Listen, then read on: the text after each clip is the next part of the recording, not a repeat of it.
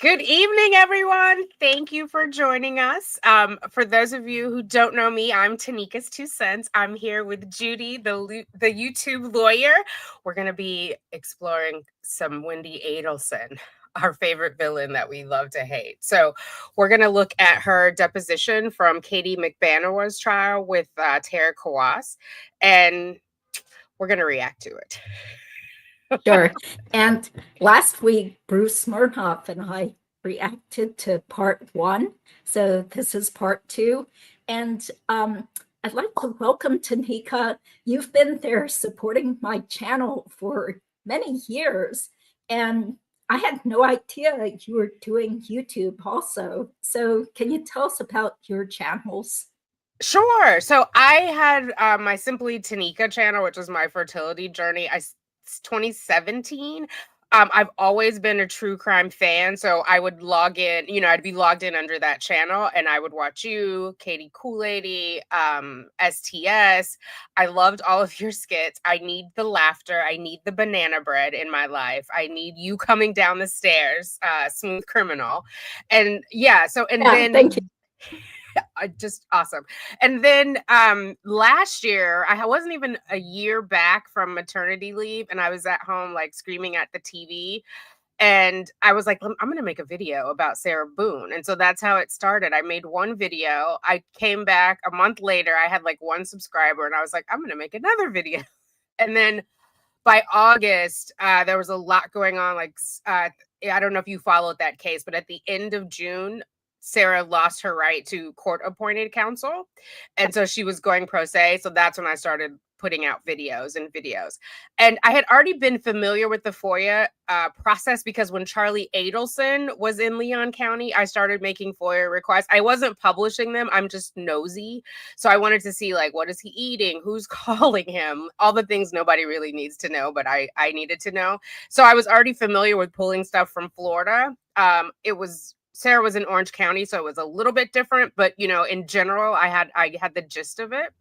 And so, yeah, and it's been going strong. Everybody appreciates the nosiness with Sarah Boone, and now I'm planning to get in Donna Adelson's business. We covered her tiny ear canal and too little protein trial, and so, or hearing for her Arthur hearing. So we're looking forward to getting her convicted and getting justice for Danny Markel.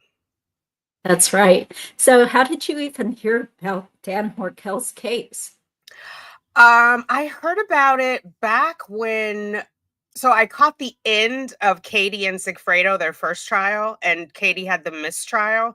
I don't remember. I mean, there was a lot of stuff going on about the professor being murdered, and I don't remember what it was that caught my eye, but there was something like the length of time it took to catch anyone, and then it seemed obvious like they were going after the brown people first, and I'm like I'm looking at Sigfredo and I'm like, how would he even know Dan Markel? Do you know what I mean? And so I was just like, seemed like a mystery, and I'm like, let's get to the bottom of it. And then they connected McBanowa. She got arrested late 2016, and so I followed the trial. I can't believe she didn't take the deal of immunity that they offered her twice. Like the first time, I could see, yeah, maybe, but you get a mistrial. The jury reports back they didn't want to send both parents to prison. At that point, why didn't she take immunity? Like, was Charlie still paying her off? I've heard fancy fictions. The phone calls were like, before Katie got arrested, she's calling Sigfredo's attorney, and they're like, yeah, the Adelsons aren't talking. So I don't know if we'll they're ever not know. talking. Right. I don't know if we'll ever know the truth, but there had to be some reason, right? She has 2 kids. Their dad is going to prison for life. Why don't you take immunity? So that was like really kind of the big question mark that made me want to follow it through and be like, there's more to this than meets the eye. And I think, Charlie thought he was untouchable. That one tape got enhanced, and that was a wrap for him. He's clearly talking about getting away with it. And it seems like he's under the impression that if he didn't pull the trigger, he can't be accused of it, right? He's talking about if someone rents a car and all of this stuff, like, no, yeah, sir. And you're just sitting in the car. You didn't do anything wrong. Yeah. Mm-hmm. And well, I don't know if... Oh, go ahead. I do think that Katie also didn't spill the beans because she must have had multiple conversations with Charlie. And you know how Charlie wears down people by talking and talking and trying to convince them. So he probably told her, just keep your mouth shut, because that's what he told June to do, is don't talk to the authorities, don't talk to the police, you tell me. Because he probably, I'm sure, promised her lots more gifts and cash and special favors, because remember, she supposedly bragged to the jailmate that once she got out, she was going to, get lots of money and have money to send her kids to private school or something like that. So I think that's why she stayed quiet. Plus, Sigfredo still had an appeal, and then her appeal still pending too. So that probably motivated her to not come clean back then. Yeah, I wish she had, because I feel like some things are still, I don't know if she's conveniently forgot or can't connect the dots, but like, for example, Jeff Lacasse's car, right? There's the theory that the car that was rented was meant to mimic his, but how would they know Jeff Lacasse's car? Like, that would be Katie, or it would be in that envelope that she says she never looked into. Do you know? Like, I feel like she can't connect the dots now as strongly as if in 2016 she would have come forward, or even 2018. Yeah, well, I think both she and Sigfredo, they're all doing drugs. So, I mean, at this point, they're probably, and they're kind of like stupid people. So I think at this point, they probably forgotten, or, their brains were so fried that they don't really remember all the details. Well, Right. especially Sigfredo. Yeah. I've been listening. I got one of the reports for an informant who was in with Sigfredo. Apparently, he's also was doing drugs in jail and alcohol or whatever. And he knows. He calls Donna Dawn. Like, he can connect some of the dots. And so I wonder if he is going to plead the fifth when they do the deposition, or is he, like, I guess, what's in it for him? I know he has a new attorney, but what's in it for him to tell the truth now? Yeah, that's right. I'm not hopeful about him, because when I interviewed Yindra Velasquez, she said that she does not believe Sigfredo will ever speak. I guess that's like some sort of unwritten rule. Once you're in prison, you just never help law enforcement. Well, I'm glad Luis Rivera didn't go by that, Yeah. because we wouldn't be as far as we are, Mm-hmm. Yeah, that's right. So, why is Donna deposing Charlie?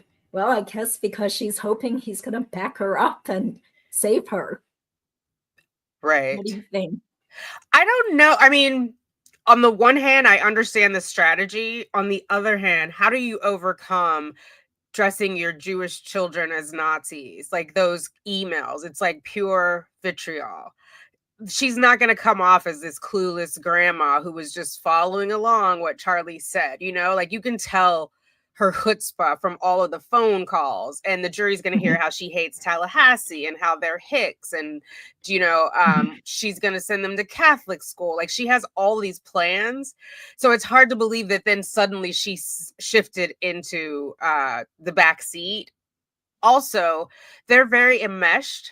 I don't think they would have taken out Dan without Wendy's consent, just based on how they interact with one another. Yeah, I think, she was totally in on it based on all those puzzle pieces and her strange actions that whole week. So, yeah, I think she was involved also. Yeah, Mr. C likes your chutzpah reference. Well, do you want to tell us more about your background? Because, she is a famous actress. Some of you guys may have seen her when she was a child, right? Oh my God. I many years ago did some television out in Los Angeles, like shows like oh my God, I did House, I did George Lopez. That sometimes still runs on Nick at Night. Yeah, I dabbled in it. It wasn't really anything to write home about. I still get residuals from SAG. I'm still a member there. But yeah, it was It was fun. It was a thing to do when you're young, like running around Los Angeles, getting to auditions, hanging out with your actor friends. It was like very much like theater, if there's any drama brats in the chat, except for adults and in a very large city. I'm originally from Fresno, California, which is the raisin capital. So Los Angeles was, it's what is it, the second largest city in the US. So that was a whole different world. It was like a playground. I had a good time. Yeah. So did you go to regular school or did you have tutors? No, I went to regular school. I didn't start. It's called 18 to play younger. So I was an adult when I was actually doing it, like television work, but I was playing a minor because of the labor laws. So like usually if anybody goes back and watch, I did 90210. If you ever go back and watch those shows or even the movies, like what was it, Molly Ringwald and the Spade guy, you can tell now like how much older they are. They're not really high school students, right? Some of them look like 29, 30 at that point. I was an adult. 90210, definitely. Yes. Yeah. So what role did you have in 90210? Because I used to watch that. I was like somebody's friend. I don't even actually remember. It was a long time ago. It was Tori Spelling's friend. I don't remember the episode. But I only had like one or two lines. I wasn't a major character. It was, enough to get a couple $1,000. You're there for a day or two and you go home.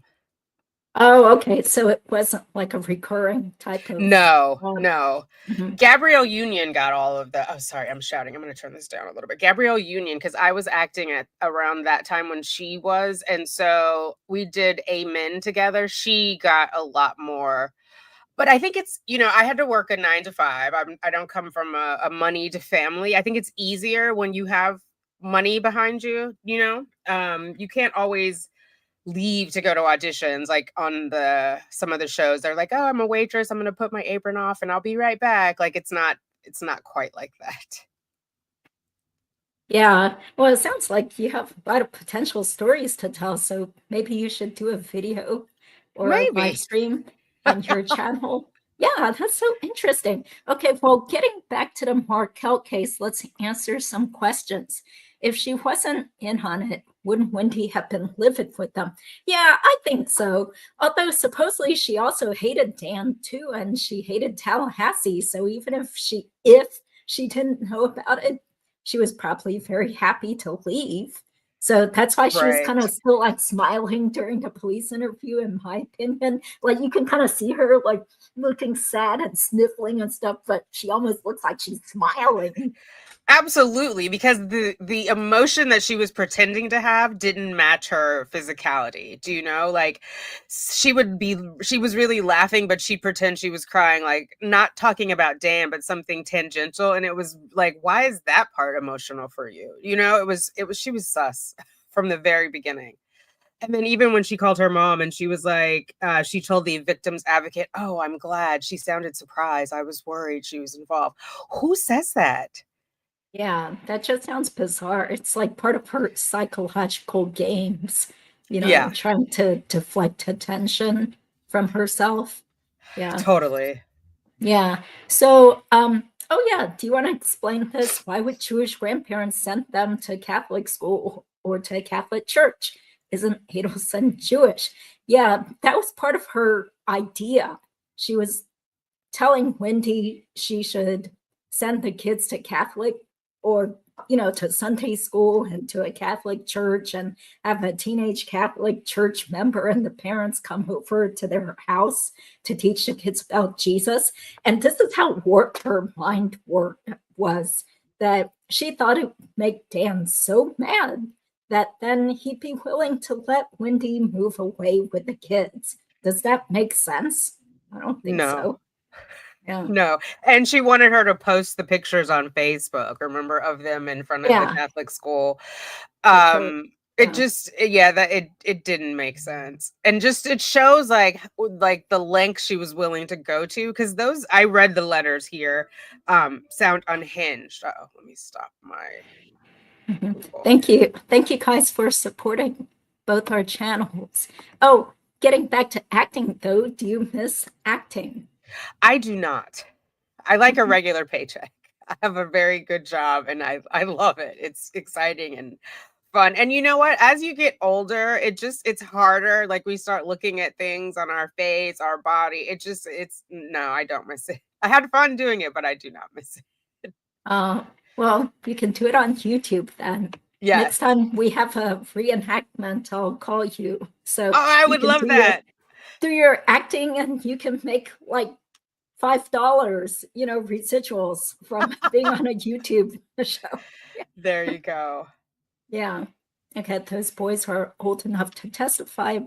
Yeah, but who knows what they know? Or Yeah, they were 2 and 3 at the point. time. I don't know Or what. 3 and almost 5. Yeah. Ah, okay. I don't know what they remember. Yeah, I think our lawyers are being paid by the hour. Yeah, it could be. What about Rashbaum? Was he paid a flat fee? That's what I think he told Mentor Lawyer. Okay.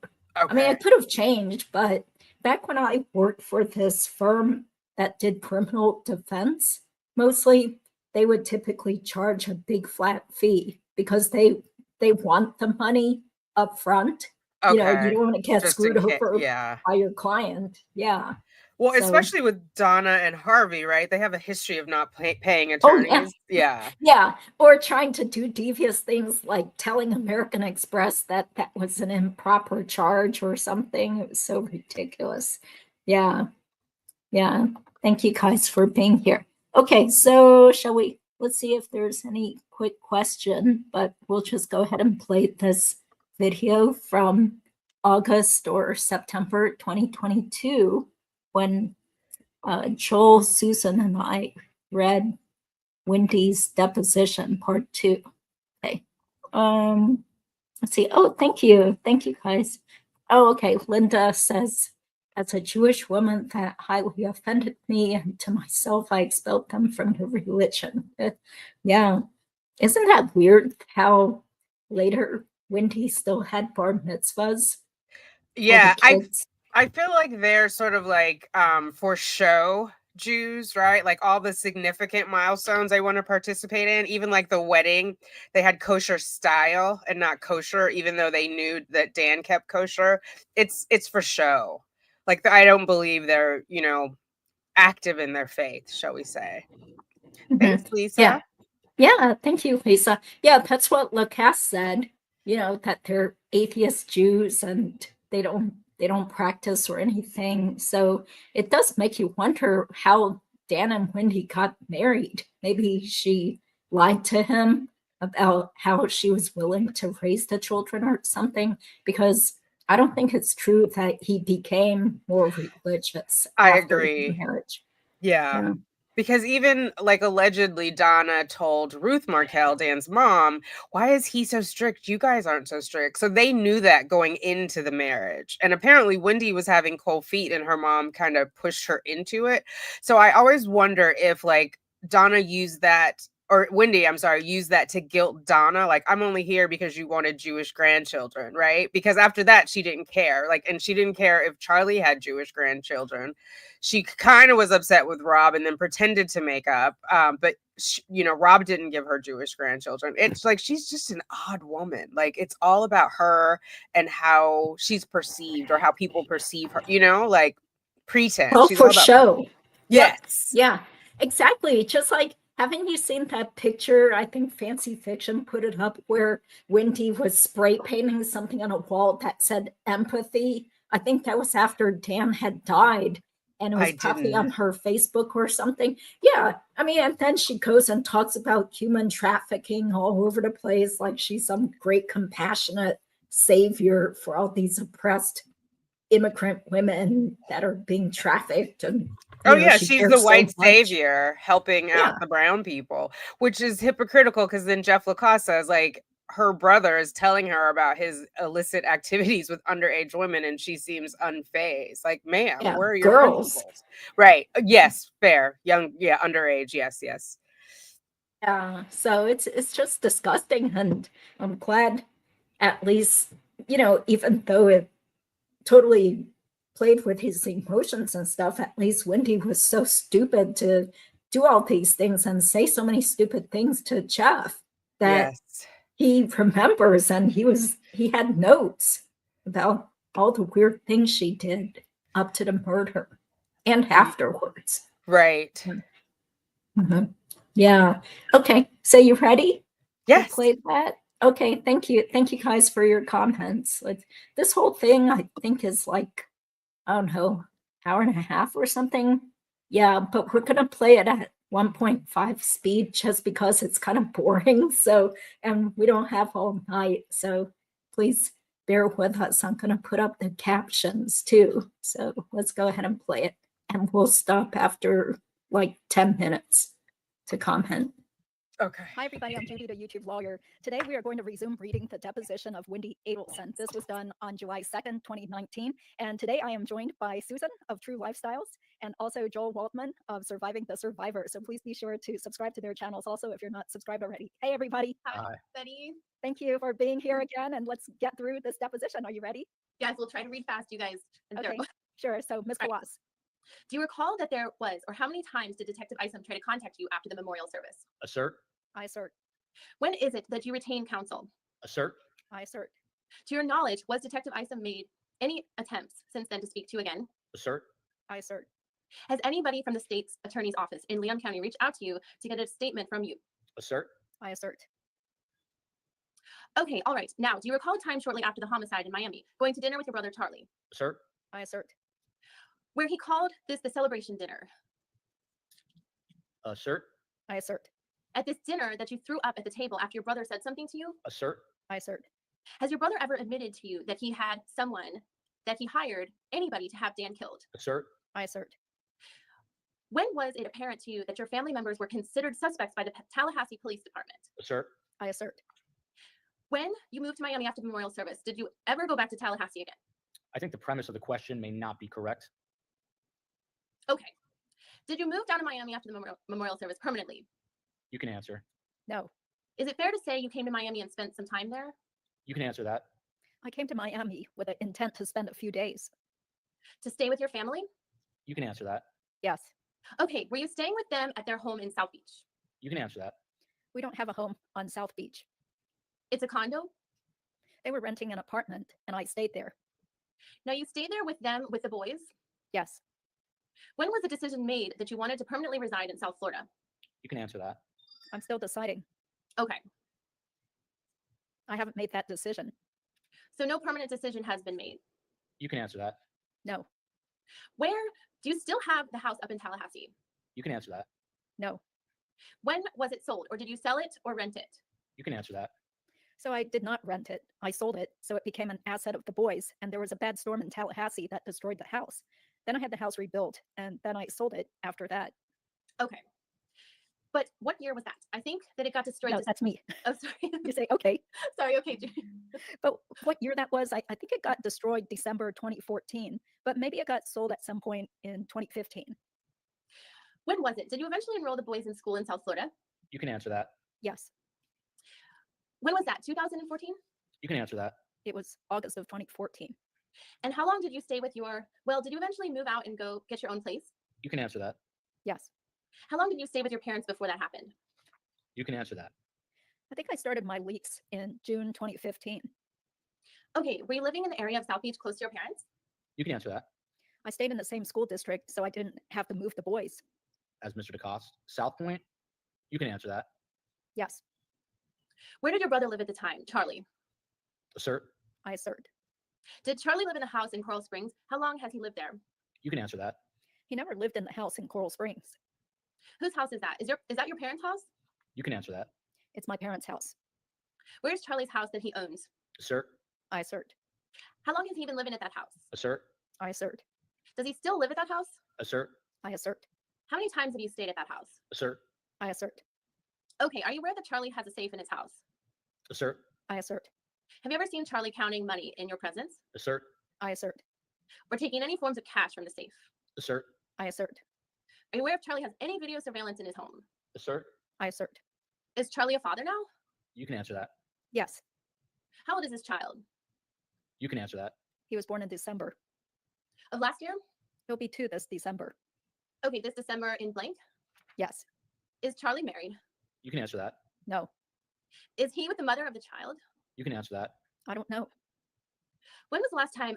I'm not sure if I asked you that. I apologize if I'm repeating myself. When was the last time you saw June? You can answer that. I have no idea when I last saw June. She was at a family gathering of some sort, maybe for a holiday or Thanksgiving.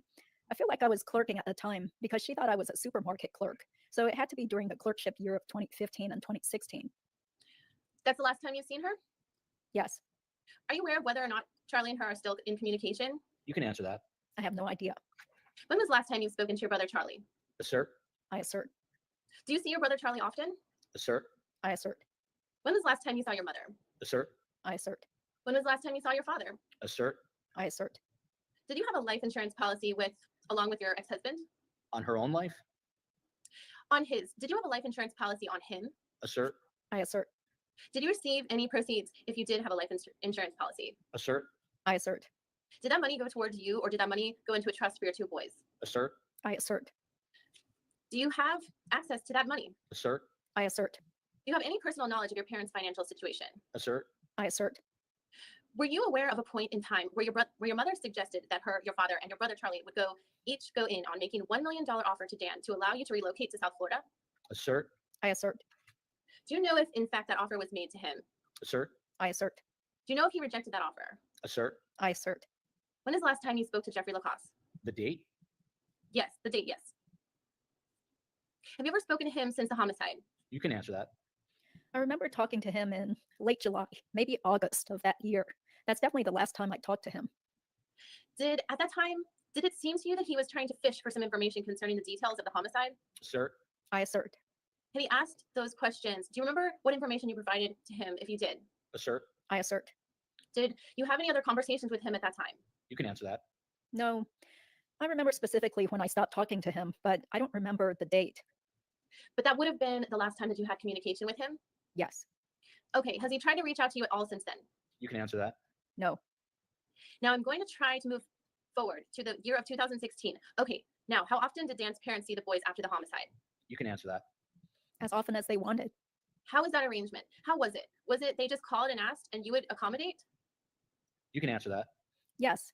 They would live in Canada. So if they would arrange if they were coming down, they spent a lot of time in Florida. They had a place. So if they said they were coming down these dates, can we see the boys? I said, of course. I would cook them meals and arrange for sleepovers and swimming dates and play dates at the park. Would you be able to give me a number of how many times they had those meetings since the date of the homicide up until now? You can answer. If you know. It would be hard to tell you, just that when they asked for them, that they were coming down, then we had them. You made sure to accommodate them. Uh-huh. Did they ever are you ever aware of the time when Dan's parents came to visit your parents after the homicide? You can answer that.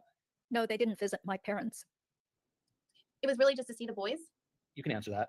Yes, just to see the boys. Did they also maintain contact with the boys through the use of like FaceTime and phone calls, things of that nature? Yes, but the kids were much smaller then, so facilitating that kind of communication was harder. They would try, but maybe the kids would hang up the phone. They were little, so not a ton. Okay, did there ever come a time when you changed the boys' last name? Assert. I assert. What was the reason for changing their last name? Assert. I assert. Is it also true that there is a time that you removed the middle name of one of the children? Assert. I assert. What was the reason for doing that? Assert. I assert. All right. Now, in 2016, there was a 2020 documentary that was released about the homicide. Did that news affiliate reach out to you for an interview? You can answer that. I feel they must have. Around the time of April 19th of 2016, there is an incident where a man approaches your mother on South Beach. You weren't there, but are you aware of that? Assert. I assert. Did your mother call you on that day to tell you that a man had approached her on the street? Assert. I assert. Do you have an independent recollection of any conversations you had with your mother after that incident took place? I assert. I assert.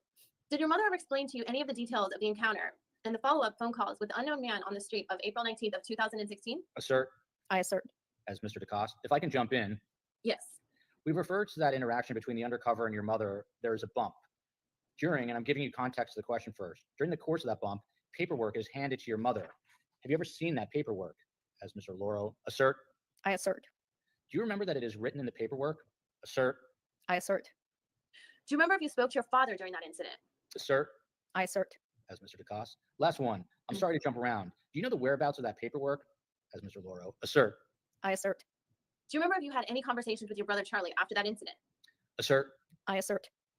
When did you find out about the incident taking place? Assert. I assert. Have you ever listened to any of the recorded wiretaps that were in relation to this particular case? Assert. I assert. Have you ever listened to the conversations between your mother, or who the state says is your mother, and your brother Charlie? Assert. I assert. Did you hear your brother Charlie and your mother talking about you on those phone calls? Assert. I assert.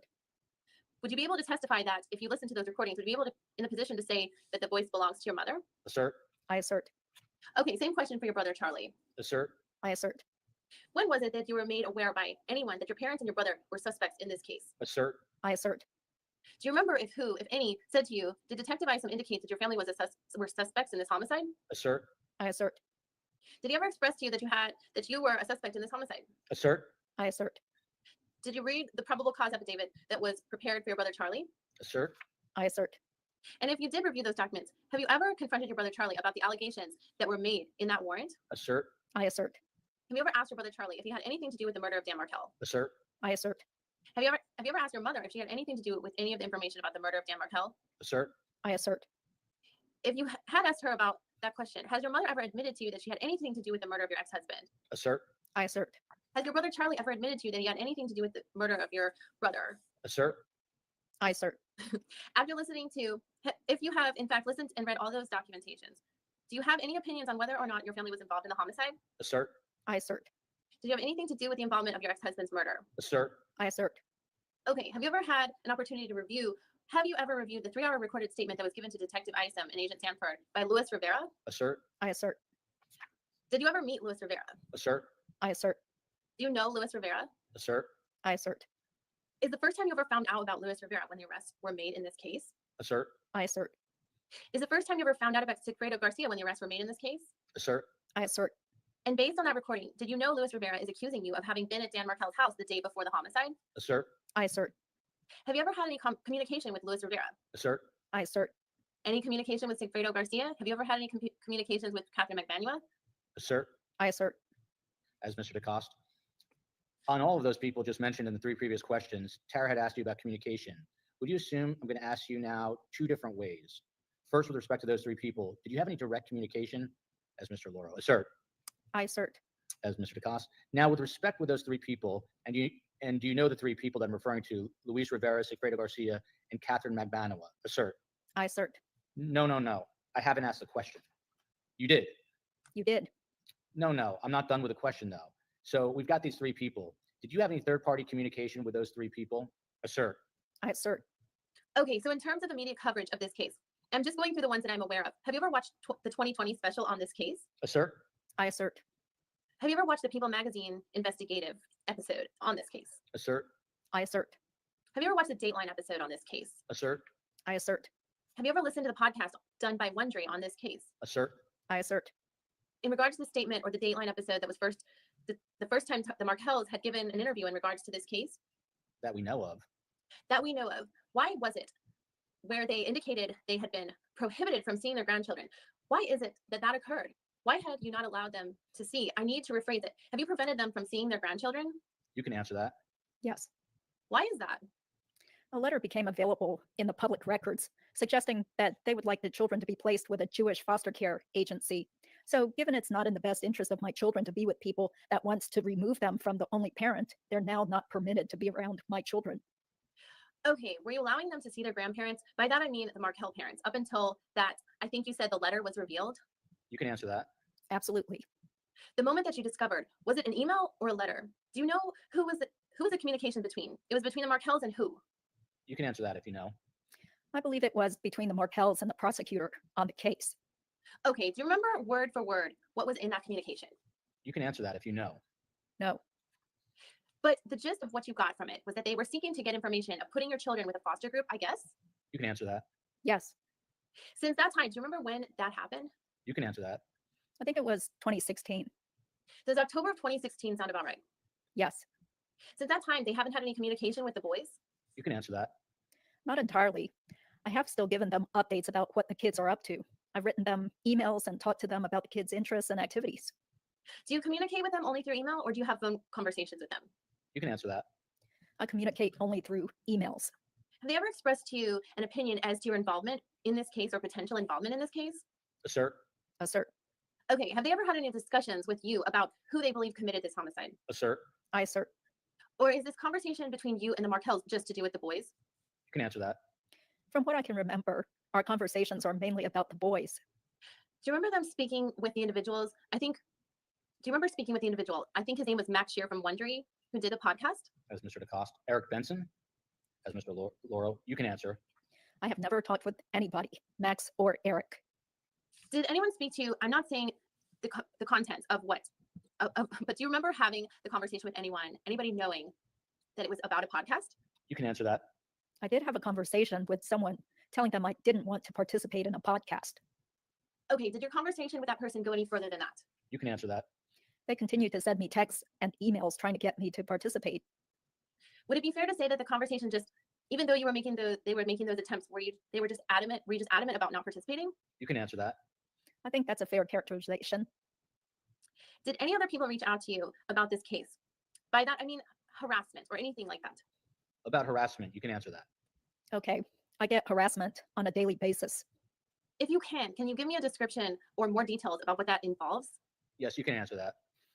I get Facebook messages, Instagram messages, LinkedIn messages, emails. I get anonymous postcards sent from someone pretending to be Danny. I've had an employment rescinded based on people seeing some of the media from the campaign. It's a long list. Okay, so are you just giving me have any of these attempts to reach out to you on social media been in a threatening manner? You can answer that. Sure. Yes. I mean, threatening in the legal definition or threatening in like, I hope you die in jail kind of thing. That is threatening, I would think. If we want to call that threatening, we can. As Mr. DeCoste. Has anyone ever approached you in a similar fashion as Mr. Laurel? You can answer that. Bless you. Bless you. No, Is your brother currently in Miami-Dade County? Assert. I assert. To your knowledge, is he making any plans of leaving the country? Assert. I assert. Have your parents made any arrangements, in your opinion, that would indicate they're trying to leave the United States? Assert. I assert. As Mr. DeCoste. One clarification. You were asked a question, and I just want to clarify it, understanding that you'll likely assert about Charles living in Miami-Dade County.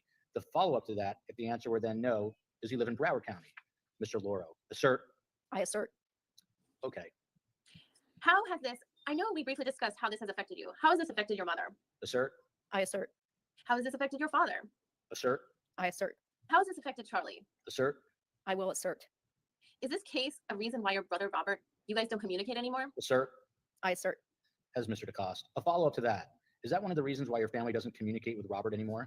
As Mr. Laurel. Assert. I assert. No attempts? No one has ever tried to approach the boys? You can answer that question. Can you clarify? Yes, you have never had a situation where you have been worried because of strangers or anybody has approached the boys or tried to bring up the case or anything to do with the boys? You can answer that. Not that I know of. How old are your boys now? You can answer that. 8 and 9. How are they doing? You can answer that.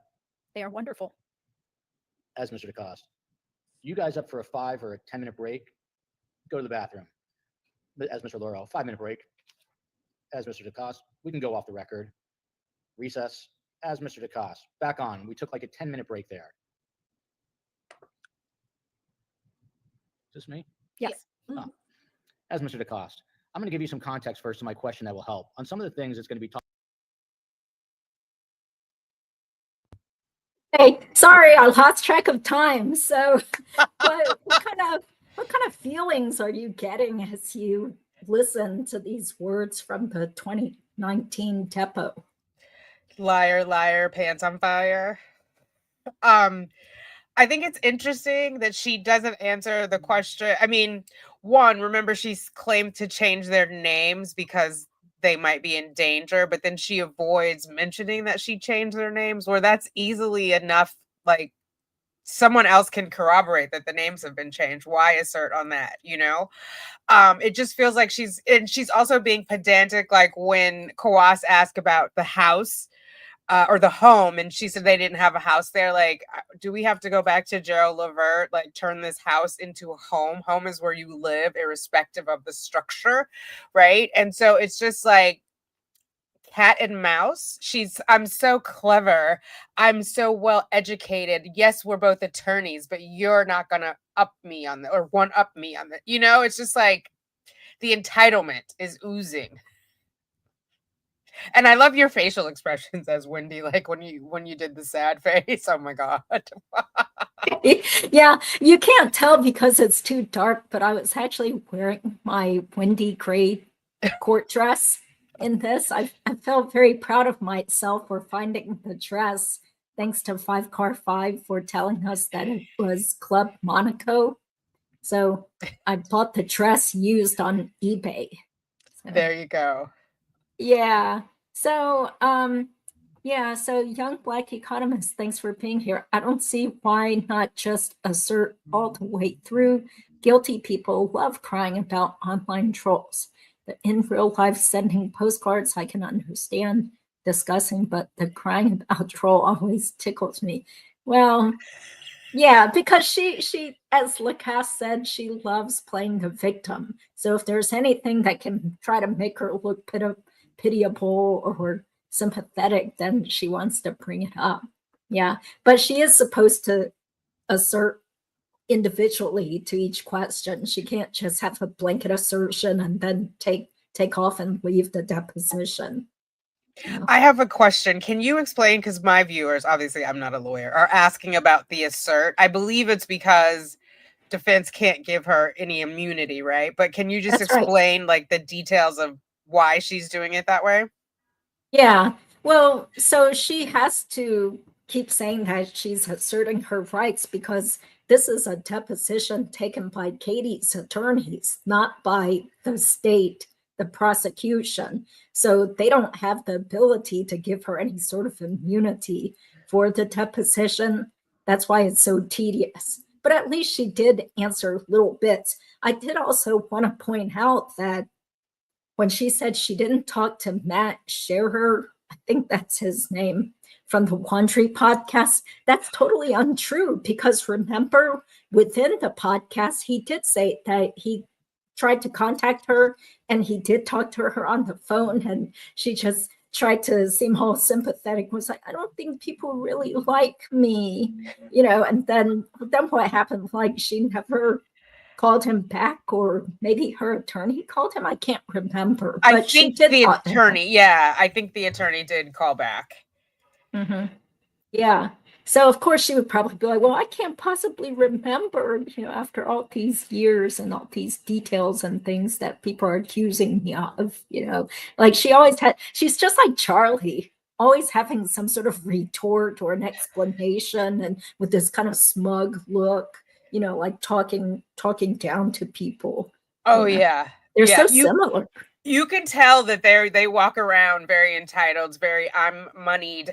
I don't have to be bothered with you. Like you could see that fire between Charlie and Georgia Kappelman doing Cross, because I think that confused a lot of people. They thought he did really well, and I was like, no, Georgia held her ground there.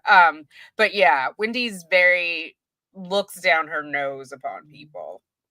Mm-hmm. Yeah, that's what Ryan Fitzpatrick said to me. He said that Wendy looked down on him and treated him like he was a peasant, even though he thought she was hot, but she treated him like a peasant.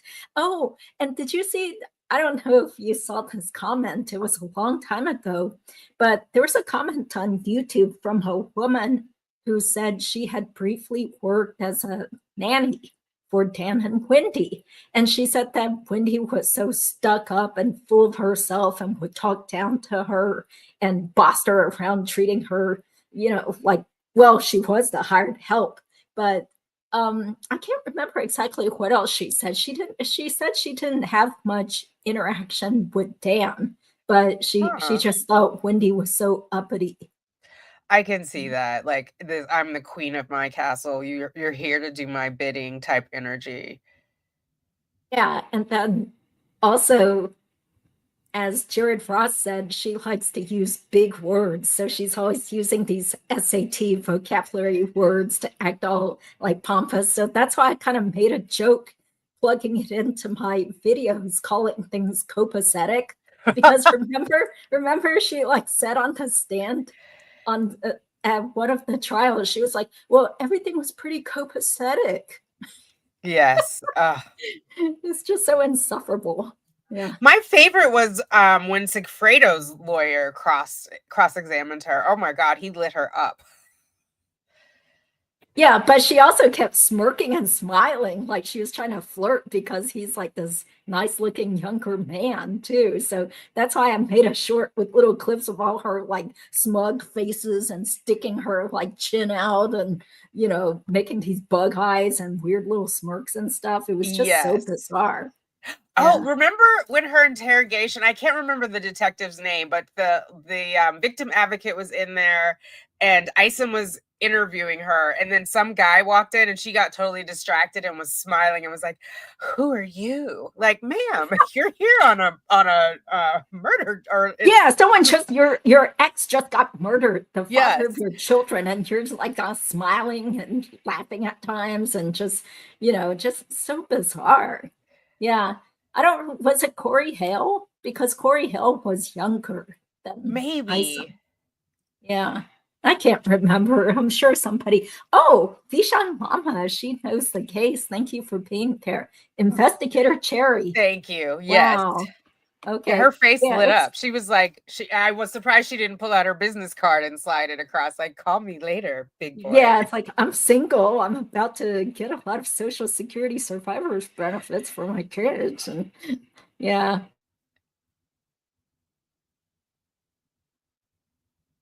Yeah, that's right. It was Christopher DeCoste who was questioning. Although some people thought that it sounded rehearsed, that maybe Chris DeCoste was in cahoots with Wendi and her attorney to prepare them.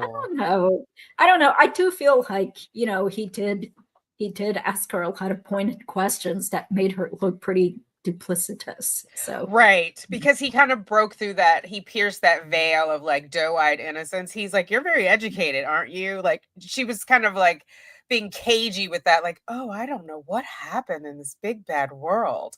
And he was like having none of it, and I was here for all of it. yeah, yeah. Okay, great. Let's see. Oh, will Wendi be charged yet? I think so. I mean, I what do you think think? so. I definitely think so.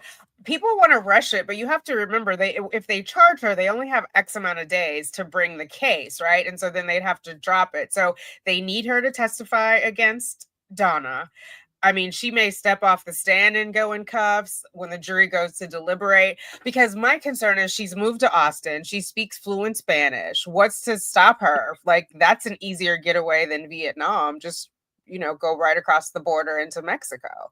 So I don't think, this is just me. I'm not a lawyer. These are my 2 cents. I don't think she's going to leave Tallahassee a free woman after Donna's trial. Hmm. Yeah, that makes sense because it's so expensive to try to find her in Texas and get her there. Yeah. So let's just hope. Okay. Thank you, Janet. Thank you all for being here. Let's see. Thank you. Thanks, Sunny, Clarissa. Does anyone have intel on Wendi?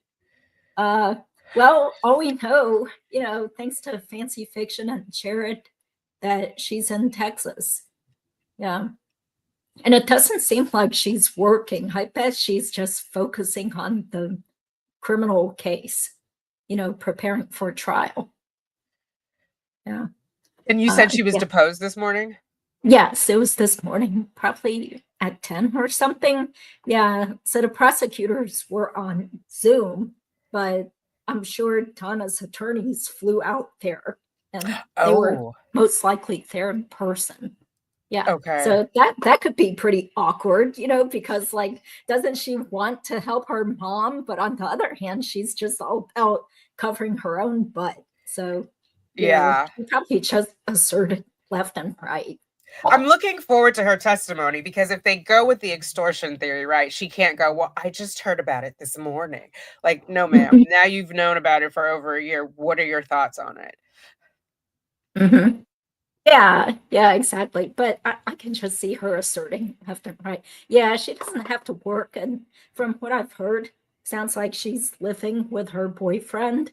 So the boyfriend works.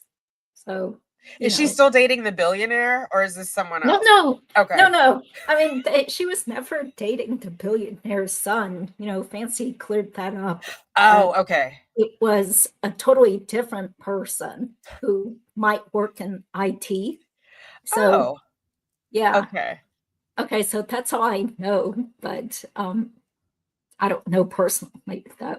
Has she ever worked much or hard? Yeah, because remember, even Jeff said something about how she only had to teach 2 times a week, and the rest of the time, when she had long weekends, she would be dashing off to South Florida as much as she could. Yep. And she got summers off too. You're supposed to be writing, but yeah, it didn't seem like she ever had a really tough job. She didn't have to work for some sort of, big law firm working long hours and stuff. So, yeah. Okay. Hi, Misha Janice. Be sure to support her channel. Also, Yes. she can order paella. Okay. Misha's got Yeah. some great Adelson videos, and she's a nosy person like me. She took us Yeah. inside Charlie's house and Yeah. I some of thought the that was rental funny. property. Yeah, the first time most of us saw her channel, it was because she had that explosive tour of Charlie Adelson's Tortugas Lane house when she snuck into the, what do you call it, open house. And Yes. that was great. Yeah. And also my father's alibi. She has a great YouTube channel where she's focusing on her mother's homicide. Ooh, So, I'll have to check yeah. it out. So Sorry about please your check out loss. Yes. Okay, so yep, exactly. I can just see the same thing happening. So, okay, do you want to go ahead and continue? Yeah. Okay, here we go. Talking about things with Jeffrey Lacoste and things that Luis Rivera said. But before we get going, just on me personally, I'm a former homicide prosecutor. You and I are 2 days apart in age. For the past couple of years, all the time is gone. My late 30s went into this case. I don't believe that you were involved. I don't believe you knew, but there are still questions that we have to ask. With that said, what do you think happened, Mr. Laurel? Assert. I assert. You gave your statement to investigator Isom on July 18, 2014. You said, I knew this would happen. Why did you say that? Assert. I assert. In the same interview, you called your mother. Some investigators have said or given their opinion as to what your mother says when you call her on the phone and tell her that Dan Markel had been shot. What I hear is that your mother goes, what? What? In an excited, emotional way. Do you remember what she said when you told her? Assert. I assert. We have deposed Luis Rivera. We deposed him in the United States prison in Tucson, Arizona. Luis Rivera has been charged, and this is me giving the context, of course, charged in the homicide. He's cooperated. Prior to Luis Rivera being arrested on this case, he had gone through the federal system, and in the federal system, which I'm sure you know from past experience, a lot of defendants, when a big indictment comes down, start pointing out people to get a better deal. I think that is what Luis Rivera did in this case. He tried to point out Katie. He tried to point out you to get a better deal, because if he gives up somebody they don't already have, that's his currency to negotiate a better deal. Luis Rivera has testified in, we're going to get the question in a second, but it's important for the context. Luis Rivera has testified several different times, but to even a higher level of specificity when we deposed him in Arizona. He said that the day before the murder on July 17, 2018, before noon, we anticipate between maybe 8 a.m. and 11 a.m. that he and Sigfredo Garcia drive by the house on Trescott and that they see you and Luis Rivera. He says, I see the blonde hair. I see the blue eyes. She makes eye contact with us, that you were walking with your 2 boys, and after they drive away, you then turn and walk inside of the house. Is Luis Rivera telling the truth that you were at the house at Trescott Drive the morning of July 17th? Assert. I assert. My understanding from investigator Chris Papia, which is a sergeant now, Sergeant Papia and other personnel from the Tallahassee Police Department, as well as personnel at the Creative Daycare Learning Center, that your boys were at school that morning and hence couldn't have been with you. Is that true? Assert. I assert. In your statement, in your interview, you said to the extent that this is right at the hour and minute marker of 1 hour, 1 minute and 59 seconds, and it goes until 1 hour, 2 minutes and 24 seconds, that on 7/17, you dropped the kids off before 9. Is that correct? Assert. I assert. This will overlap. This is for the purpose of structuring questions. It's our belief, the belief I would imagine is 99.9% of people, that Dan Markel was in fact murdered. Were you involved in the planning of Dan Markel's murder? Assert. I assert. Did you have any knowledge that Dan Markel was going to be murdered before he was murdered? Assert. I assert. Do you have any knowledge that Dan Markel was going to be murdered? Strike that. After Dan Markel was murdered, did you learn? Strike that. Did you acquire any knowledge after Dan Markel was murdered as to who murdered him? Assert. I assert. Turning to Catherine Magbanua, our client, you have any information, any evidence as to the guilt of Catherine Magbanua, irrespective of yourself? Assert. I assert. Do you have any evidence, any information as to the innocence of Catherine Magbanua? Assert. I assert. Do you have any information, any evidence as to the guilt of your father, Harvey Adelson? Assert. I assert. Do you have any information, any evidence as to the guilt of your mother, Donna Adelson? Assert. I assert. Do you have any information, any evidence as to the guilt of your brother, Charlie Adelson? Assert. I assert. Do you have any information, any evidence as to the guilt of your brother, Robert Adelson? Robert? Correct, sir. Assert. I assert. I want to go back to the marriage, your marriage to Dan Markel. Targeted into it a little bit. I'm just going to get into it for a moment, probably about a minute. Did he treat you well? As Mr. Loro. You can answer that with respect to the time frame prior to filing the divorce in 2014. If that is your question, you can answer that. If the question is post-divorce, she will assert, as Mr. DeCoste. I will re-ask the question then. Confining the questions to the time frame in between the wedding and the divorce in 2014, did he treat you well? No. My understanding and what I've learned through the investigation, the years of spending more time than I think any human on this planet has looked at the evidence in this case, is that he didn't respect your work. He didn't value your work. He demeaned you almost. Is that correct? As Mr. Loro. You can answer that prior to the filing of the divorce in 2014. I felt that is how he felt. I can't speculate about whether he actually felt that way or not. Fair.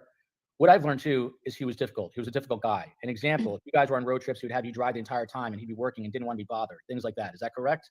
You can answer that. That definitely happened on road trips. With that said, my understanding is around the time of the homicide, things weren't that bad. Is that correct? Assert. I assert. In fact, you guys were communicating well around the time of the homicide. So much so that the morning of it, you were able to have a comfortable and normal conversation, at least the exchange of voicemails. Is that correct? Assert. I assert. Turning your attention now to Jeffrey Lacoste. Do you think, of course, you may not have personal knowledge for this, that Jeffrey would have been concerned that he would have been blamed for the murder? Assert. I assert. All right. So the questions that I'm going to ask you, these come from Jeffrey Lacoste's recorded statement. And I'm going to tell you when it's an exact quote, but I have to go through and ask the questions. I'll go through each one, but I will give it to you when it's an actual quote. Jeffrey Lacoste explained to the extent that you guys went to Gainesville around June 27th through June 29th in 2014. You had a really bad argument, and that argument was a reason, or one of the main reasons why you broke up with him. Is that correct? Assert. I assert. He explains that after that trip, which would put it right at the beginning of July 2014, that you go to South Florida and that you come back to Tallahassee around, I would say, July 10th or 11th. Is that correct? Assert. I assert. Jeffrey Lacoste explained that the weekend before the homicide, you and he would go to the movies. That a few days after that, you go to yoga, and that it was around that time that you broke up with him, and that you sent him the no contact email. Is that correct? Assert. I assert. Here's a quote from Jeffrey Lacoste. This is his July 21st, 2014 statement. It's at the 2 hours and 57-minute marker. I quote, Wendi reported to me that Charlie considered all the options possible to take care of this problem. Is that correct? Assert. I assert. Now we're going to the statement that was made during his interview on March 6, 2015. I have 34 minutes, 38 seconds. For reference on the previous one, I believe that was a minute and second marker, not an hour, just to clarify that because I saw you taking notes. Turning now to the interview of March 6, 2015, 34 minutes, 38 seconds. Jeffrey Lacoste says to the investigator that you said on July 14, 2014, which was 4 days before the homicide, that, quote, Charlie had looked into having Danny killed in the summer of 2013. Is that true? Assert. I assert. He went on, and this is at 37 minutes and 11 seconds. Jeffrey Lacoste says that you said that Charlie said, quote, would cost about $15,000. Is that true? Assert. I assert. Seconds after that, Jeffrey Lacoste says that you said that Charlie was looking into having him killed last summer, and he was told it would cost $15,000. Same question, same topic, but it's now together, and Jeffrey Lacoste is explaining it again. I will give it to you again. Jeffrey said that Charlie said that he looked into having him killed last summer, and he was told it would cost $15,000. Is that true? Assert. I assert. Finally, still on March 6th, at 1 hour, 25 minutes and 49 seconds, Jeffrey Lacoste explains how you said that Charlie took you on what was called a celebration dinner in the weeks after the murder, and these were his words, that you puked on the table after Charlie said something. Is that true? Assert. I assert. Now, when I'm asking all these questions, I asked if that was correct, if that was true. There's two parts to that. The first part is whether it was said. The second part is whether Charlie actually made these statements. Do you understand that? Assert. I assert. Applying that to all the questions that I just asked, I will ask again. Is it correct? Is it true? Assert. I assert. Still, with Jeffrey Lacoste, and I ask these questions delicately, I know that it could be considered an invasion, but Jeffrey explained to me, he talked about his own work and his own experience, but he said that during that time, around the time of the homicide, leading up to the homicide, that you were taking Lexapro. Is that true? Assert. I assert.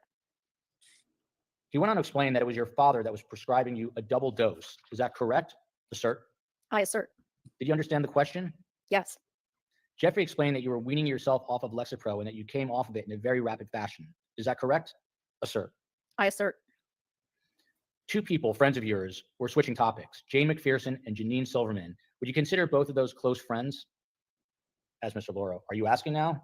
As Mr. DeCoste. If ever, Mr. Loro. Yes, you can answer that. So when I lived in Tallahassee, they were close friends of mine. I don't know that there's not a falling out, but I wouldn't say we're close friends now. The reason why we'll ask these questions is that we'll soon be taking their depositions. So it allows us to know what questions to ask. Did you ever have a conversation with either of them about the way that Dan Markel treated you about the marriage, as Mr. Loro? You can answer that prior to the filing of the divorce. Prior to the filing of the divorce, I probably had conversations with Jean. I don't know.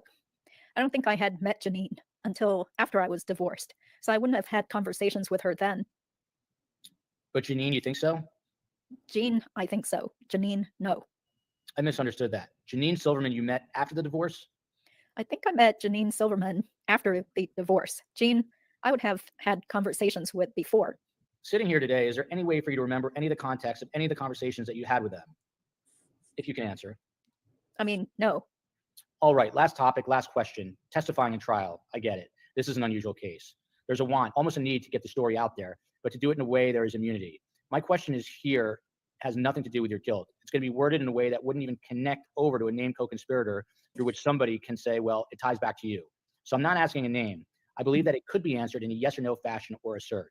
Would your testimony in trial in any way go to the guilt of another person, as Mr. Loro? She's going to assert at this time. I assert. Do you understand the question? You can say if you understand. I understand the question. Do you still communicate with your brother Charles? Assert. I assert. Do you still communicate with your mother Donna? Assert. I assert. Do you still communicate with your father Harvey? Assert. I assert. With respect to those three people, do you still communicate with them in the same frequency you did prior to July of 2014? Assert. I assert. Is it fair to say that all of the questions that we asserted, that you asserted today, is that an indication to whether or not you will be answering them at trial? And by that, I mean, are there questions that you asserted your fifth today that your intention, if asked at trial, you would answer them? As Mr. Loro, I can answer that. And the answer is yes, unless she's been immunized. So then you can cross-examine her on those issues. I ask because I want to see how it is we would proceed from here, knowing which questions you've asserted. You know, we will take that up as it comes along. Do you have any questions? I'll read a Kappelman. I do not. Do not. As Mr. DeCoste, just to clarify, so with immunity, no matter what question we ask, you will not take the fifth at any question whatsoever at trial, as Mr. Loro. No. With immunity, she will answer the prosecutor questions. I think with respect to those topics, we will address the issue. In other words, Mr. DeCoste, well, that's sort of my question, as Mr. Loro. She will respond to questions that the prosecutor asks pursuant to a state subpoena, as Mr. DeCoste. So the way it will play out, of course, you know this, you're going to be subpoenaed by the government to testify, sit for direct examination. You will then be cross-examined still under their subpoena. My question is that no matter what question you are asked on cross-examination, is it safe to say that you won't be taking the fifth to any of those questions on cross-examination, as Mr. Loro? No, just the opposite. As she's done today, she will take the fifth as to the question she's asserted. Okay. Is there anything else that you think is important that you would like to add that we may not have covered with your questions today? No, as Mr. DeCoste. Hold on. Your depo is next, as Mr. Loro. She asserts. Did you understand all of the questions today? You can answer that. Yes. Were our questions fair? In terms of, did you feel at any point we were trying to coerce you? Was there anything that was going on in this room that you felt threatened or forced to answer any questions? Anything along those lines? You can answer that. Did you feel threatened or intimidated in any way? No. Were you allowed to go to the bathroom? We didn't lock you up in this room and force you to answer any questions, right? Yes. Is your testimony today going to be the same as it is in trial, taking into consideration all of the things we just discussed? I asked that question. If there's any answer that you gave today that you intend on changing, would you let us know ahead of time? As Mr. DeCoste, through your attorney? Through your attorney. As Mr. Loro, yes, I thought that is going to happen. We do reserve your right to read the deposition. We would like to read, as Mr. DeCoste. I just want to ask a few things. Tara's nice. I have a tendency to have this put against me sometimes, so I want to make sure. No doubt a lot of people are going to order this transcript. It's going to be read by different news affiliates in different places. I want to make sure that the atmosphere in this room is known on that transcript. Tara got into it a little bit, but I just want to flush it out a little bit more. How would you describe the atmosphere during this depo, understanding that it could have been something more stressful? Did you feel like the questions were delivered to you in a laid-back, professional way? You can answer that. Yes. At any time, did you feel ill, sick to your stomach, wanting to take a break? And I asked that. The reason for the question is that that could affect somebody's ability to give the answer that they wanted to. At any time, did you feel ill, as Mr. Loro. Was there anything that happened that prevented you from answering the question honestly? No. I'm still going to ask my question. At any point in time, did you feel ill, physically ill, not mentally ill? Did you feel physically ill in this depo, as Mr. Loro? Other than just giving a deposition that is stressful and difficult. I mean, it's kind of very difficult. It's kind of a very difficult question to answer, as Mr. DeCoste. You can answer, he can object, and if it's not privileged, it still gets asked and answered, as Mr. Loro. As to that, assert the fifth. I assert.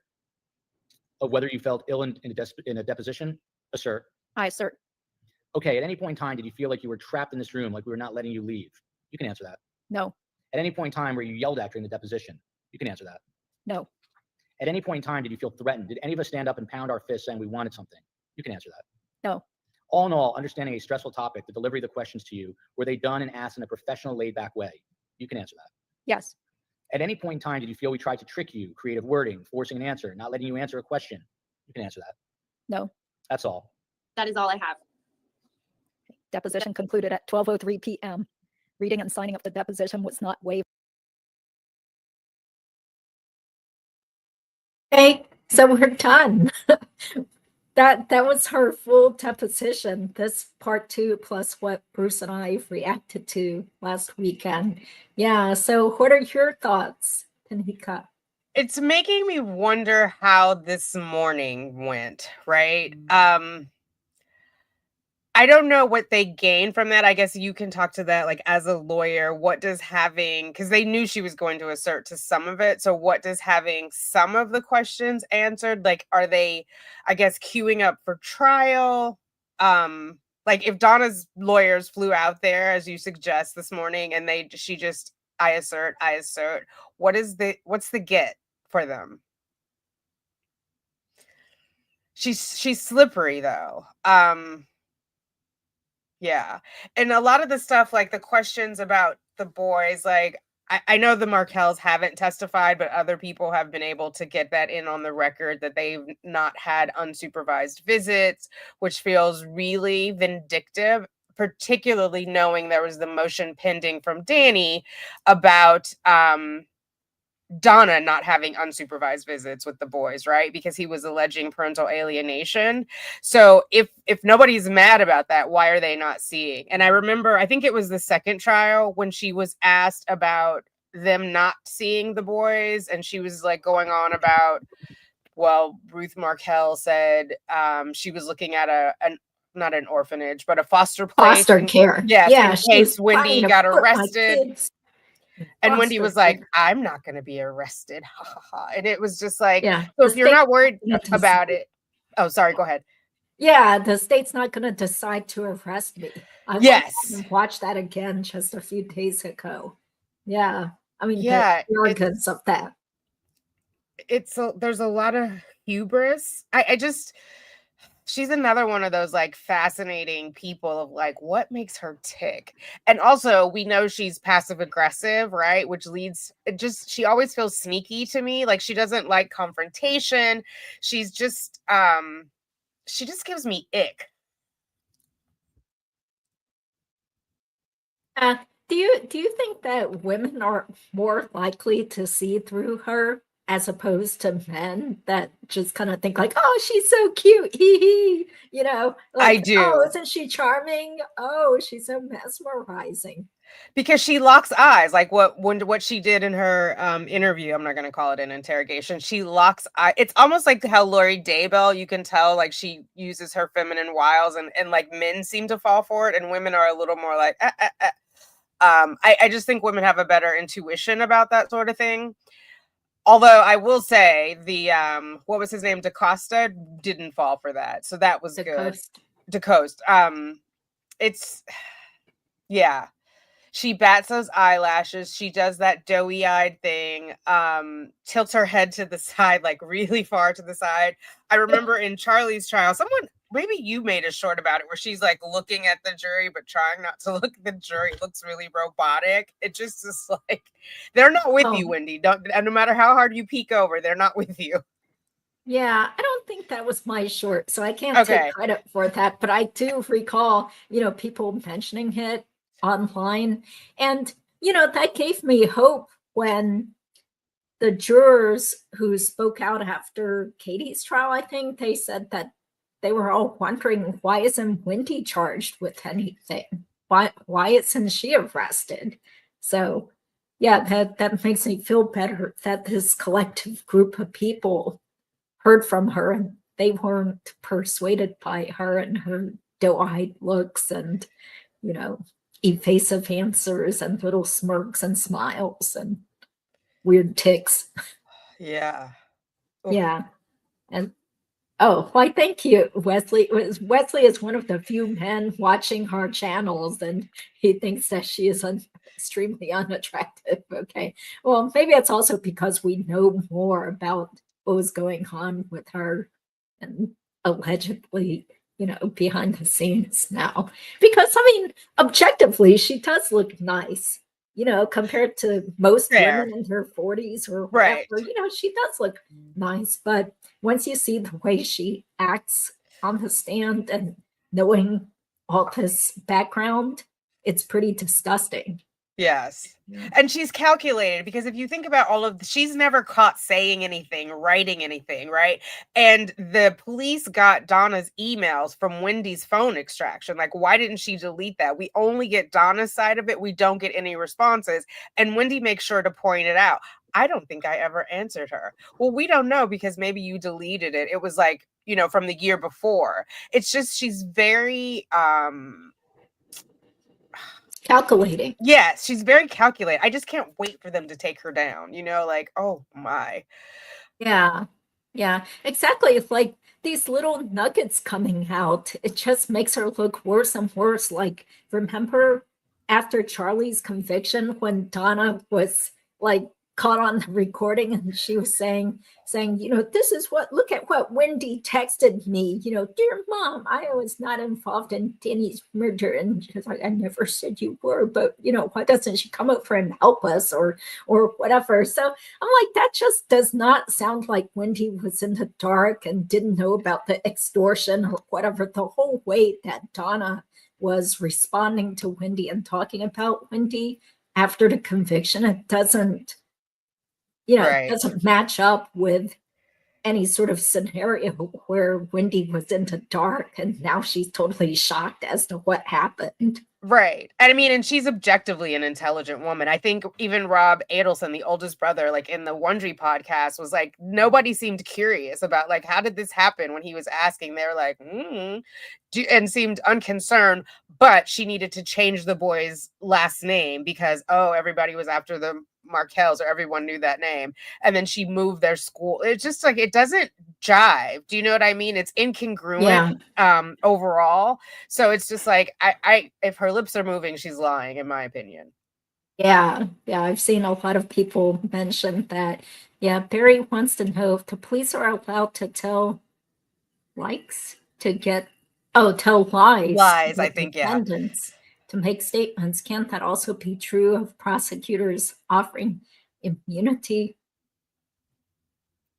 So because they're just giving her limited immunity for her testimony at these trials. So why would they lie to Wendi in court? They're just asking her questions in court. I don't think attorneys can lie in court, right? You're not supposed to. Okay. So if you know that your client is lying, but that's where it's kind of weird. It's like a lot of defense attorneys have to kind of put aside their common sense and be like, oh, sure, that's the way it happened. Okay, Charlie, that you got extorted and Katie threatened you, or Katie said you're going to be killed. The same thing was going to happen to you if you didn't give her whatever it was, 100-something thousand cash on the layaway plan. Yeah, exactly. So that's why everybody was making fun of Rashbaum, because I know he has a job to do, but doesn't he know how ludicrous he looks too? Like, what about his own reputation? Did his wife think like, oh, Donna's such a great person, they never would have done this. This definitely was extortion. Yeah. And their whole like Oedipus thing of like, she's like my mom. What, sir? What? Yeah. About your clients as if they're your loved family members. That's not helping your client. Right. So, Yeah. So let's see. I'm sorry. I'm trying to look through all these comments. She said to Nakas, well, now you're just embarrassing me. Then got super mad. Yeah, it was just weird. Like that her like so-called charming, little weird looks and antics on the stand. But she's definitely toning it down because at Charlie's Like trial, coy. she seemed She different. can't play like that young coy woman anymore either. Like she's getting long in the tooth, Oh, that must make her so mad. What? I'm not long in the tooth. I got my Botox and fillers and whatever else she's had done. Yeah. So let's see. So thank you guys for your comments. Fake eyes, rotten inside. Oh yeah, Yeah. the contacts. Okay. Yeah. Yeah. So I'm so glad to have found gossip, rumor, and innuendo. I guess her name is Kathy. Yes, Right? she's Okay. amazing. Yeah. Have you guys done something together? Like I a was collab? on her channel for her 10K celebration, which feels like a million years ago. But we're friends in real life. We met on YouTube, but she's in Jersey. She works, her office is right across the street from my office. So she's an amazing human being. What a And she gives good coincidence. advice. She actually went with me for one of my fertility transfers. She came and then she went when I heard the heartbeat the first time. So she's a good person. Yeah, Aw, she's a curtain that- twitcher and a golden heart. Yes, a golden She's a hearted what woman. twitcher? What did you Curtain say? twitcher. She's nosy. She's like looking at the curtains at the neighbors. And okay, I was like, what? Curtain, Like a curtain. twitcher? Yeah. So I think her stuff just started popping up on my YouTube feed. So when she did the summary of that hearing where the judge told Donna to stop talking, Yes. and then she like makes fun. She's like, "Oh, the chocolatey judge! I want to bite him." Hey, Yes. no offense to Judge Everett or his wife or kids, but I want to bite him. A chocolate Duplo man, I think is what. Yes. Oh my God. What? Duplo man, like the little Duplo figures that children have. Head and the chunky body. Is that disrespectful of us for talking about the judge? Like, I have the utmost respect for Judge Everett. Oh my God. He can't help it if he's chocolatey goodness.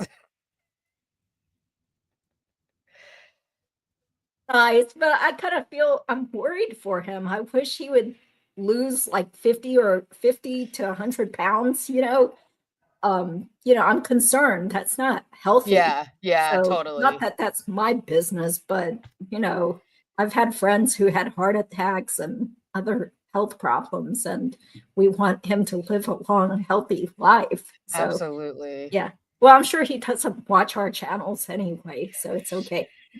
He's a public figure, so Right. but he's doing a great job. As a judge, I think he's been great. Like he's very measured. He doesn't get all mad, and even when he lightly admonishes people, he sort of has this humor in him. Yes. Like when he told Rashbaum, you don't have to raise your voice. My ears work just fine, Mr. Rashbaum. Yes. I like that because it's like a little tap, you know what I mean, on the hand. He's not coming down too hard, but he's also drawing clear boundaries. I also like that he keeps it light with the jury because it is so heavy. I know some people kind of dinged him for that, but it's a heavy topic. For me, laughter through tears is my favorite emotion. So I think he breaks it down. And I've been a juror before. Like you kind of feel alone. Like you're not meant to take sides. So having the judge kind of like give you a joke and a kind word just makes you feel grounded in the case. And like, being a jury member is a serious thing. And it's just, you want to feel some connection. So I have the utmost respect for Judge Everett. Yeah, there was just one thing when I was actually at the courtroom during Charlie's trial. The Markels were sitting there ready. It was probably maybe the morning when the trial hadn't really started yet. And he starts talking about how someone brought in red velvet cake and he wished that he could have some red velvet cake or something. I was like, and people are all like laughing and giggling. I was like, that's kind of mean because the Markels are here right here, sitting here, they're here because their son was murdered. So we don't need to be all like giggling and laughing inside the courtroom. So Right. anyway, but I can understand he was just like bringing some levity before the court proceedings started. But, when the family's around, I think people should all be pretty serious. So Were the Markels there the entire time? yeah, yeah. Okay. And I'm just so surprised and impressed that they have the stamina to go there repeatedly and just sit there for days on end. I Because know. just after one day, I just felt so achy and yucky, like just being stuck there on a hard bench and not being able to get up and stretch. Right. Yeah. I mean, they have fortitude because I don't know how they sit through the autopsy photos. I haven't seen them, but hearing Donna or hearing Charlie describe it to Donna, you can tell it's pretty bad. And I hope they haunt Charlie. I really do. I hope every night that he closes his eyes, he sees Dan Markel's autopsy photos to just see what he did. Yeah. I think Ruth Markel said she would leave when they were going to show those autopsy photos, but her Dan's father and sister would stay. Yeah, but I didn't actually see them. I wasn't there when they showed them. Yeah, Yeah. I would have had to step out. Are you going to Donna's trial? I'm hoping to, but I haven't bought my tickets or booked a hotel yet. Well, first I want to see what happens at the case management hearing next week. Yeah, because I'm getting kind of worried because we heard that Judge Everett is in consideration to being appointed to the Court of Appeals. So I hope that doesn't change the judge, because I don't know if he can put it off, to say, well, don't make me start until July. Oh, I didn't Yeah. know that. Yeah. Yeah. I hope they figure it out because we need him on there. He's got all the history. He sat through Charlie's trial. I'm sure we'll see new evidence, but he has a lot of context. And so I think that impacts his rulings and everything else. So I hope they sort that out so that he is there. Yeah. But remember how people were freaking out after, was it Wheeler? Yeah, when Wheeler was taken off. And Right. then Judge Everett took over, but the new judge turned out to be just fine. Totally. So, yeah, because the judges they don't have to have background knowledge of the whole case, because there are Right. so many cases. So this question, I think it's because she knew she didn't have anything incriminating on her phone. It's all carefully planned to keep Wendi out of it as much as possible. So Right. she knew, like, oh, this is going to make me look innocent if I hand over my phone and I show them my hands and I don't have gunshot residue. And, And she plays that card during testimony because she'll say, I sat there for hours without an attorney. I gave over my phone. And, she plays that to her advantage. was But remember, traumatized. yes, she had that deleted text to Charlie, how this is so sweet or whatever. And she deleted it and they commented on it. So she wasn't quite as slick as she thought she was. Mm-hmm. Yeah, and I'm glad they found that text where she was deliberately asking Dan if he was going to be in Tallahassee those days when he was ultimately shot. Right. Yeah, And she was that's playing great. phone tag with him that morning, right? They were supposed to talk about something. So she kind of At the was school. tracking him. Yeah. Mhm. Yeah. Okay. Yeah. Thank you, guys. Thanks for being here. We'll see. It'd be interesting to see the frequency of how often Wendi deleted her text prior to the murder. I don't know anyone who deletes text unless they're having. Well, I delete text sometimes. You're a lawyer. Do you really? But she said she always. I'm trying to get this other light on. That's why I'm disappearing. My other light went out. But she said she always deletes her text. Oh, okay. So we'll have to see if that was a lie too. Who knows? Yeah. I don't think Georgia has gone after Wendi as much as she could, because if she spills anything in court for the first time, yeah, that's right, that may not be usable against her. I think Georgia just plays with Wendi Yeah, she has very narrow, deliberately planned questions. Everything's planned in advance because she knows she has to be careful with Right. Wendi. There's Yeah. something up with those WhatsApp texts because she's asked her about like, did she ever WhatsApp Katie? And Wendy's always cagey and evasive. Oh, I might have. I don't know if I had the app Ember. then. Yeah. Yeah. So wouldn't that be great if they did have some sort of WhatsApp stuff? And I don't Yes. know. Yeah. Because they don't She's have to very reveal it now, right? They haven't brought her to exactly. trial. It's not going to go in. It Yeah. wouldn't have gone in Charlie's trial. It's not going to go in Donna's. So I think they're holding, they're playing it close to the vest. They have more than we think they have.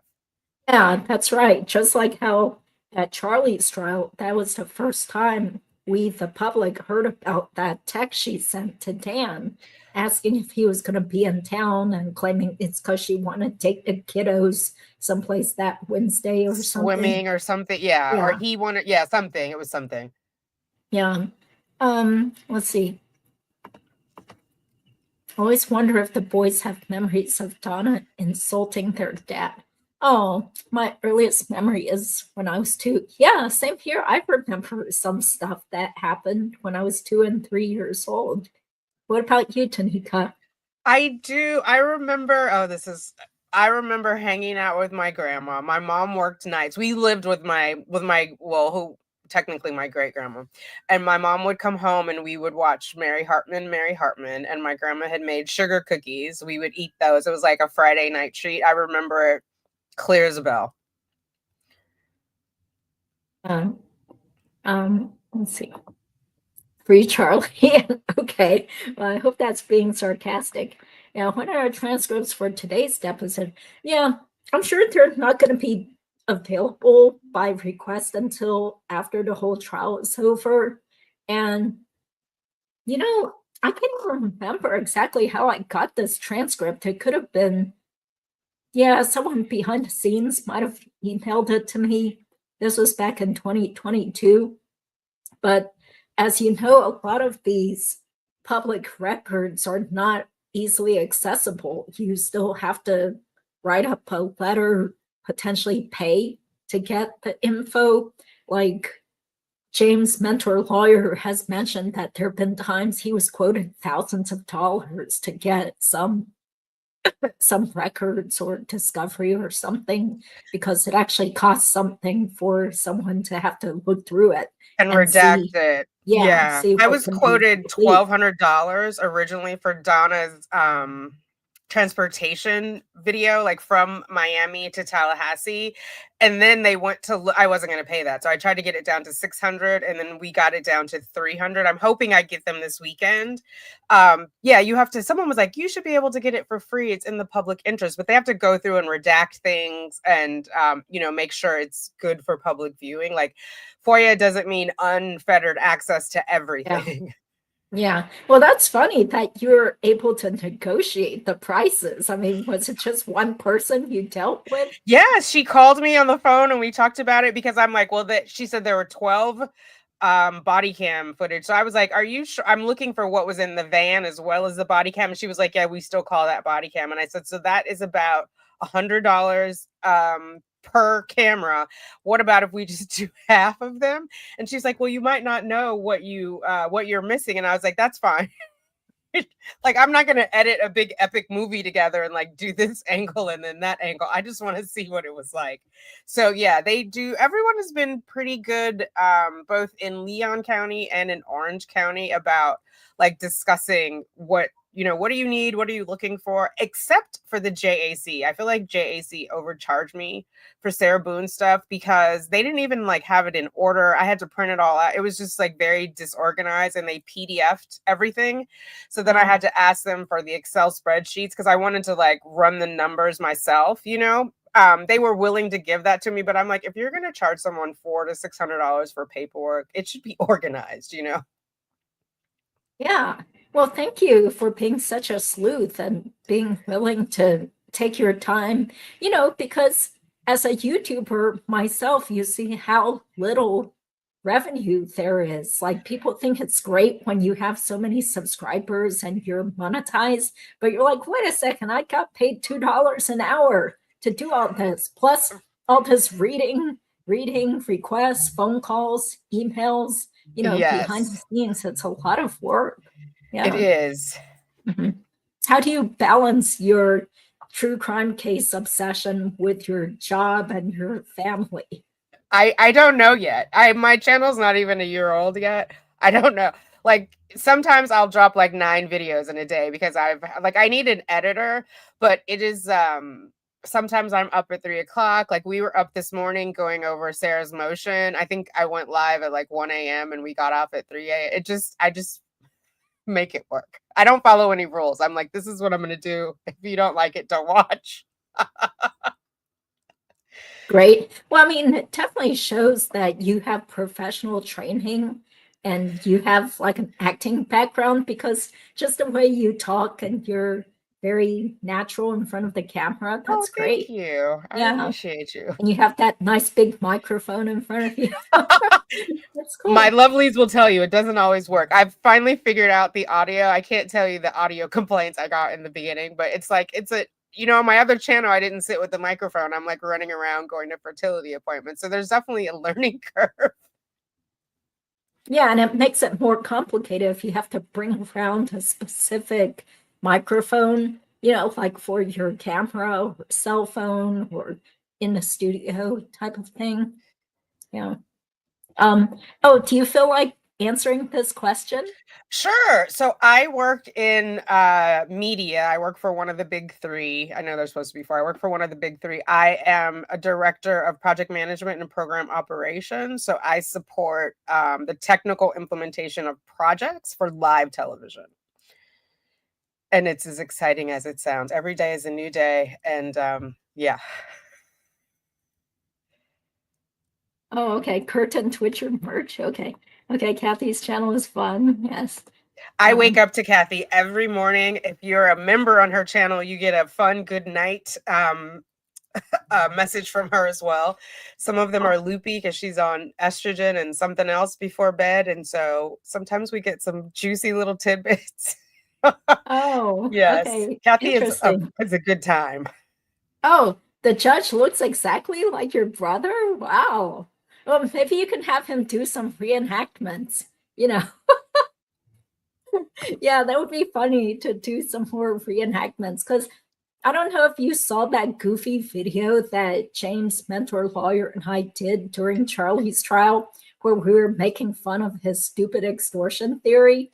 So Yes. I was Katie and he was Sigfredo, and I just kept laughing because it was so stupid, and we were trying to reenact it where they're getting mad at each other, and Katie is telling him, "You got to go up there and kill this guy."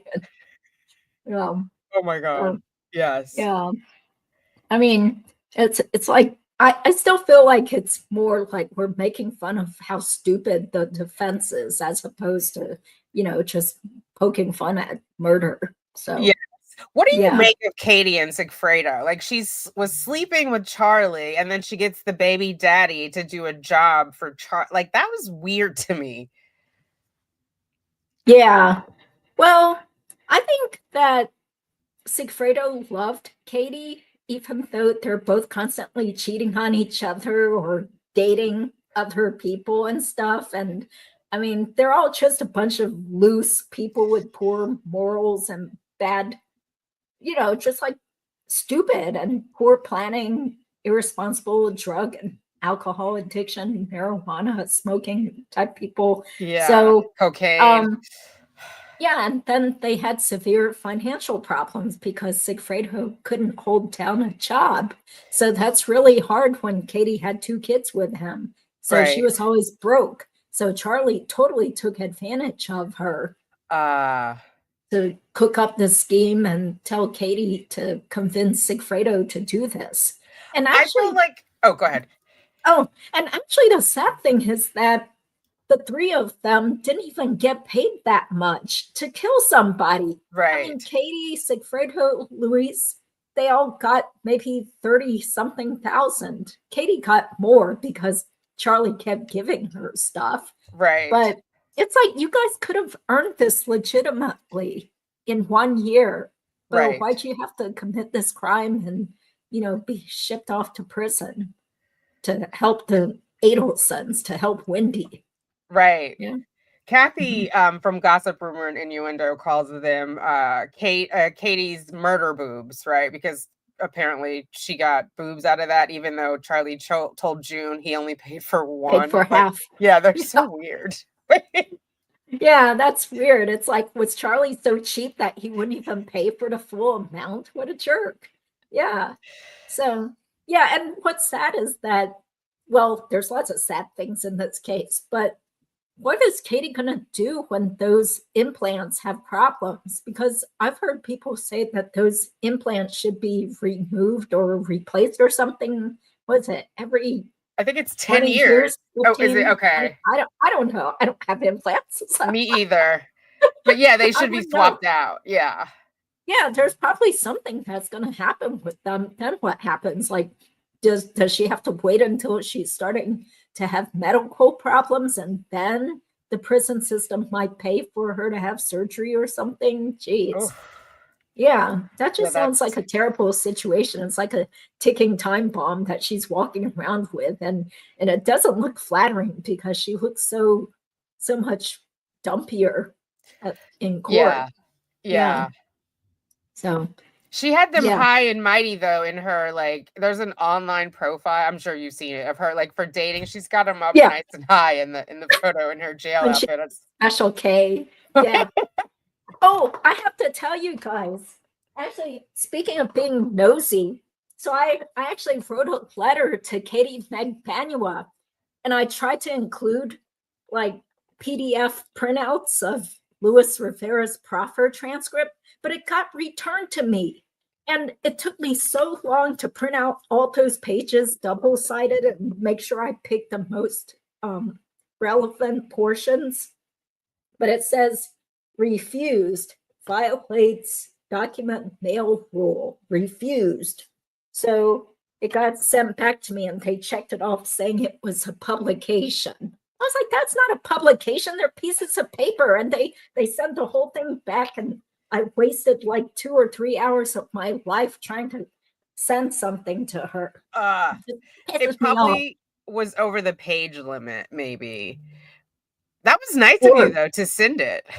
Yeah, because she does need her memory refreshed. I'm sure if she saw the transcript and read what Lewis had said, that would jog her memory as to all these details, like what really happened. Like, you said this happened, this was the interaction between all 3 of you or 4 people, whatever. That was smart. Because I always did, wasn't there, I feel like there was something about an owl that Luis posted on Instagram, and then Katie contacted him and said, take it down.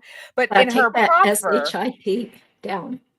Yeah. In her proffer, she was like, oh, I didn't even know who was in the car with. And yeah, she was like, I didn't know they went to Tallahassee. I was like, you're an idiot. This is your chance to try to maybe get a deal, you fool. And she's still acting all evasive, like, I don't know why I'm here.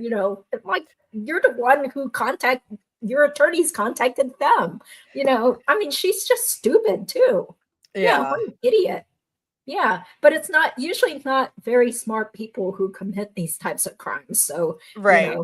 Yeah, Fair. but supposedly she did go to college. I don't know if she graduated, but she went to the same college as Charlie. So, yeah. So, but Yintra wasn't sure if Katie actually graduated because she got pregnant and had her son. Okay. Yeah.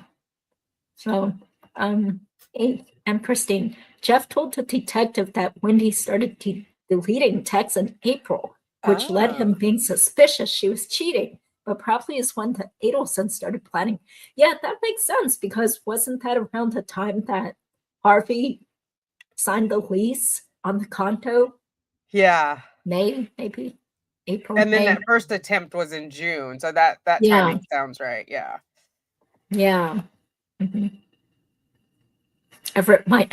Oh, what's your opinion of Jackie Fulford? Grating. She's very grating. I hope she dials it down for the jury. I don't know if she's doing voir dire or the other one, but she's not going to connect. Her voice, it's like screeching. It just gives like chicken.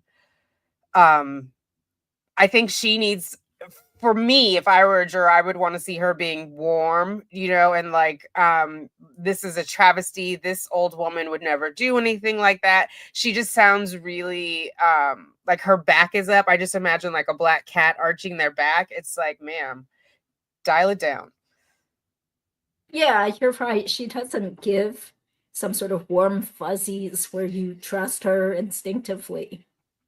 Yeah, and I was so disgusted when she tried to boil down the case to some angry emails and some phone calls. It's Yeah. just some angry emails and phone calls or whatever. I was like, there's tons more evidence. What a stupid thing for you to say. Now we know you're just full of it. We don't believe you. Right. Yeah.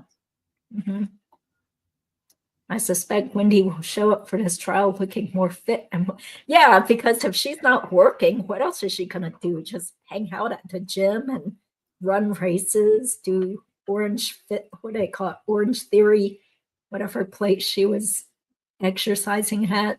Oh God. Yeah. Are you thinking of going to the trial? I guess you wouldn't, right? Because you have so much No. going on. Yeah, Yeah. I'll be at work. I was thinking about, well, we'll see. I might cover like opening and closing or something. I didn't, like when we did Sarah, I didn't cover it live. I did recap, so we'll see. Yeah. Oh, did she put a bunch of receipts?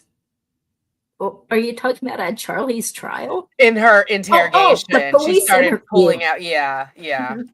Yeah, I think it was all plotted because just like how Rashbaum tried to make her look innocent at Charlie's trial by saying, well, didn't you have this plan and you had this plan already? And I was like, yeah, because she's very calculating. She plotted because there are plenty of other cases where the murderer does things to try to make themselves look innocent later. Right. Like making a phone call to the victim, even though they know the victim is dead already. Right. And Georgia called BS on that because she was like, why did he ask you all that? Like, did you do anything after why did he? And then Wendy's like, I don't know, ma'am. Wendi might have had two phones. That's why she had. Yeah, it could be. Yeah, everything was just plotted in advance. So yes. Yeah. But she did have a misunderstanding about WhatsApp encryption. So, because I believe she thought handing it over, they could not get into her WhatsApp, which they can if they're logged in as Wendi, right? It's WhatsApp can't intercept it. Law enforcement can't intercept it. But just like if I open up my phone, I can see my own WhatsApp. Yeah, do we even know if she had these other apps and deleted? Yeah, I'm not sure what they could find. Yeah, I don't know those. I just learned about Telegraph though, watching this Stephen Stern stuff. Like, yeah, she might have had it. He said the family did not offer Dan $1 million because she, Wendi, did not want them to. Proof they will not act with her. Oh, that's a good point. Yeah. Yeah. Yeah, good point. Oh, thank you, Clarissa. Okay, have zillion texts and emails and questionable searches. Me too, hey Mona. If my phone gets seized, I'm gonna have some splaining to do. This is what Hey Mona was searching. She mailed me these. She gave me them. I was like, do I need these? Are you trying to make me do another comedic video? You need them for Wendy's arrest. Yeah, you need them. You're gonna have to reenact that when it happens. Yeah, it is pretty cool how they do look like silver from far away, but it's really some sort of rubbery stuff. Yeah. Oh, cool. Yeah, so it's good for role playing. And it's also like Patty N, she sent me a baton because Donna used to be a baton twirler. I'm like, what am I supposed to do with this? Do I want to learn how to twirl batons and do my. I didn't know she was a baton twirler. Wow. Yeah, because Patty mentioned that when I think the first time I interviewed her, she said that when she worked for Harvey, Harvey had this picture of Donna wearing her majorette outfit, holding a baton, and it was like right on the wall behind the receptionist desk or something. So everybody saw it. He was so proud of Donna. Oh gosh. Yeah. I never delete my text. No, I read it with tag. Okay. Wasn't her checklist. Yeah. If Donna will cut off her firstborn son from her life, what makes us think she won't flip on Wendi? Wendy's her pride and joy, though. Like, that's her sort Yeah. of, claim to fame as a great mother. Because Charlie's always been sort of a wayward floozy, if you will. Yeah, he was a mess. Yeah. Yeah. So I don't think she'll flip on Wendi. And plus, she would have to admit that she's a murderer. Yep. Or she plotted the murder. She wouldn't admit to that. I don't think so. I don't my think she view. will, because then what will the grandsons think? You know what I mean? She's going to Exactly. go to her grave proclaiming her innocence. Yeah. Okay. Wow, you have lots of unread texts. Yeah. Now that everyone's texting, I do feel so overwhelmed with texts all the time. It's hard to keep track of them.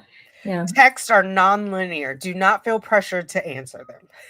Like, you can answer them the next day, the day after. I think people get that, like, I need immediate gratification. Like, I draw the line. Yeah, it is stressful. It's like, great, now that we've started texting, I feel like I have to keep answering and answering. It's like, please just let this stop so I can stop staring at my phone. Yeah, they keep it. Yeah, that's probably got something bad attached with that. Yeah. Let's see. I don't know anyone who deletes their texts unless they're up to something nefarious. Okay. Yep, that's right. Lawyers usually don't ask questions they don't know the answer to. So that's why Catwoman is so focused in her questioning. Yeah. Okay. Gossip got kicked out of preschool. What? She's Okay. remembering. I think, does she remember anything at 2 or 3? Yeah. Okay. Oh, how did Katie know the job was done? Yeah, exactly. Because Katie seemed like such a doofus during her proffer. She didn't say anything about that. Right. Yeah. Mm-hmm. Yeah. Okay, great. Okay, thank you, Harley. Yeah, in Georgia has it's Clarissa remembers a car accident. Do we really want to watch Tamika's guest departing? Oh, I'm sorry. I do have throat problems and vocal tremors, involuntary tremors. So it's my way of coping is that I've tried tons of lozenges, and this is like special xylitol gum, and these are ginger chews, and I always have to have water with me, but it's because I have some sort of health or vocal problem. So I'm sorry if it seems rude that I was chewing gum or, chewing I didn't on even these notice. things. I'm Yeah. sorry. Yeah, but I guess for people who don't usually watch my shows, that's why my voice has been getting so bad for the last year or two. It's because I'm having medical problems. So sorry about that. I'm sorry to hear that. Yeah, but eating or sucking on these things, it does help me because my throat just feels really irritated and dry all the time. So I hope no one's offended. I'm drinking. I'm trying to keep my throat wet because I'm getting over a cold. So yeah. I talk nonstop. It's hard to live stream. Gosh. Yeah. Let's see. Is the state present? Oh, yeah. Yeah. So they were present at the deposition today through Zoom. That's what it said on the depo notice. And they do get to ask questions after Donna's lawyers do, because it's Donna's lawyers who scheduled the deposition. So they go first. Yeah. So wish I could see the questions because then I would get an idea of like where they're headed. Oh, okay.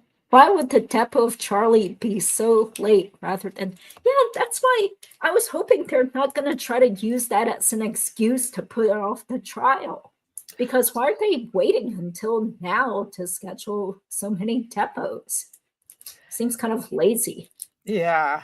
Well, I guess no, Rashbaum wouldn't have depoted Charlie before. I don't know. I feel like they already asked for more time. Remember, they were hedging that, and Judge Everett was like, well, we still have like at least 60 days, so hold off. Because Judge Everett does not want to check with Miss Everett again. He said that before he scheduled the trial. So I think they're running up against the clock. Yeah. Yeah. Well, also, I was thinking, based on what happened with Katie Megpenua's deposition having to be moved, the different prisons have different procedures, or they might be hard to deal with when you want to schedule the deposition of a prisoner. Because, with Katie's, the defense attorney said that they were not allowed to bring stenographic equipment into Katie's regular prison. So they were asking that Katie be transported sooner to Tallahassee so they can depose her in Leon County Jail. So it could be that maybe they had to jump through a bunch of bureaucracy, bureaucratic hoops to get Charlie deposed. Maybe that's why it took so long to find a date. This may be a dumb question from a layperson, but could the stenographer not have zoomed in to the depot and not be there physically? The stenographer, in every depot I've been involved in, the stenographer is there in person because they're the ones recording and, later typing up the transcript. So, yeah. Do you want to talk about your channel? Yes, it's Tanika's 2 cents. I'll put it in the chat. I'll write the name out. I'm not going to put the link, but it's Tanika's 2 cents, where I just tell you my thoughts. I do deep dives into the legal docs. I do have a background as a compliance auditor, so I'm familiar with like reading, but I don't know. I'm not a lawyer, so I look to channels like Judy's and other lawyers to kind of break down the legalese. Yeah, thank you, Wesley. Wesley already put a thank you. Direct link. Yeah, so people don't have to search for you. Yeah, and again, I'm sorry to the person who was very disgusted by me eating the ginger juice, but it's due to a health problem, which people keep criticizing me about too. So thank you, Clarissa. Oh, thank you, Cat. Wendi vetoed. Yeah, exactly. It's like, did she really veto the $1 million offer? I don't know. They just decided murder was the better solution, I guess. Yeah, but I don't think Dan would have accepted $1 million to lose his connection with the kids. Yeah, No. He seemed a very involved father. Right. Yeah. Can you see the starred tab? There's a bunch of new members. I can't tell if it's for your channel or not, but there's a starred? Where it says live, and there's like 27 starred. Yeah. Okay. Yeah, I'm sorry. I didn't realize we had that function. So these are all new members to Tanika's channel because I don't have memberships. So, but thank you. Thank you guys for supporting Tanika's channel. Thank you. And Sunny left you a tip as well. Oh, yes. I saw that. Thank you. Thank you, guys. So do we want to highlight all these people? There's like 27. Oh, wow. Thank you, you guys. Oh my gosh. That's great. That is great. Congratulations. Well, I just always thought that I don't have the energy to do memberships. So yeah, thank you, Olive Oil and Sunny and Kat, Marilyn. Thank you. Is that Sunny that went to the trial? I think I saw her. Oh, no. Okay. Okay. Yeah, that's Sunny Tanner who went to the trial. And that's not her real name. That's just her YouTube screen name. Gotcha. Yeah, and I think Sunny Tanner's probably still planning to go because she's in Florida. Okay. So she already said this, so I think it's okay to mention it. She was the woman wearing that bright yellow shirt that you can see behind Georgia Cappleman after Charlie's trial. Okay. Yeah. Oh, I didn't know that. Okay. Cool. Yeah. Let's see.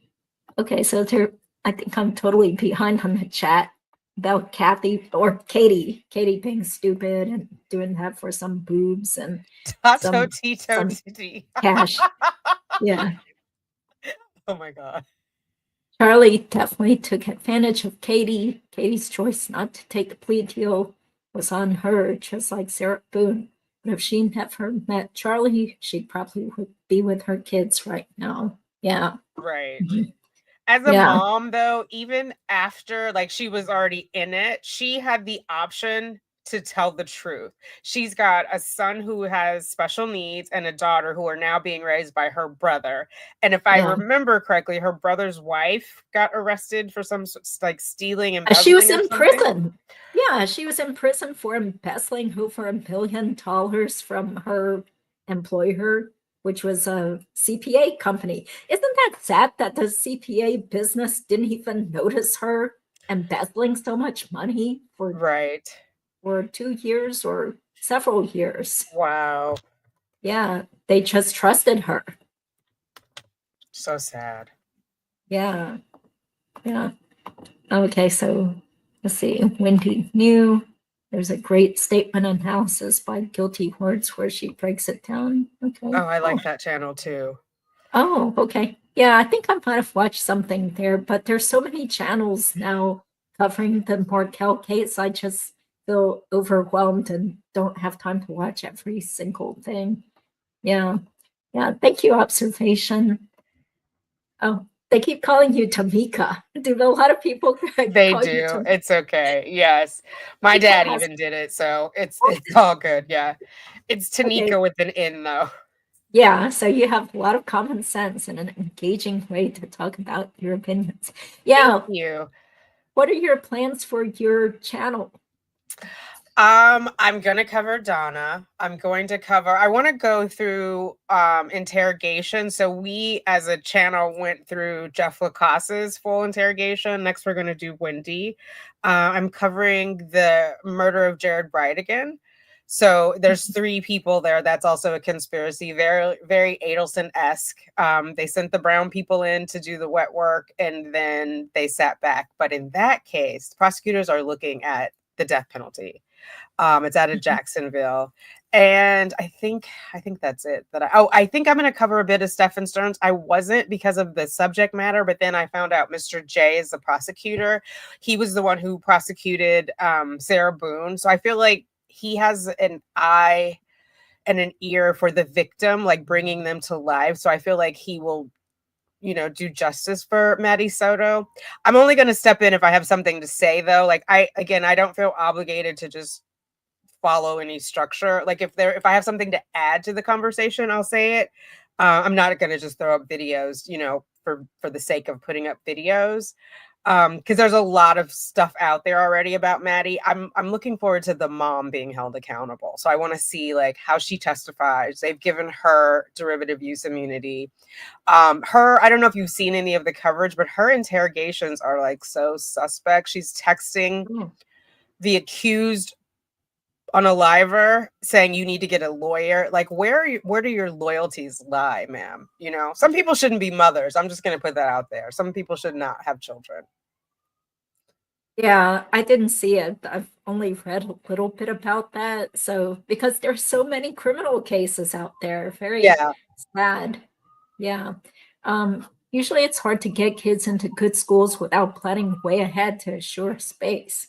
Wonder if Wendi or Donna quietly arranged for the boys' education in Miami ahead. Yeah, wouldn't that be interesting if the prosecution had some sort of extra evidence that Donna had already been inquiring about registering the kids for school before Dan's murder? Right. Yeah, that would be really good evidence. I mean, yeah, because I had to get my son on a waiting list for preschool. It's not even preschool, it's daycare technically. But because Danny was murdered in July and then they went in August or September, right, to the new school with the new name. I wonder, when did they get registered? Wait, they can't just like breeze on into some school like that. Yeah. Right.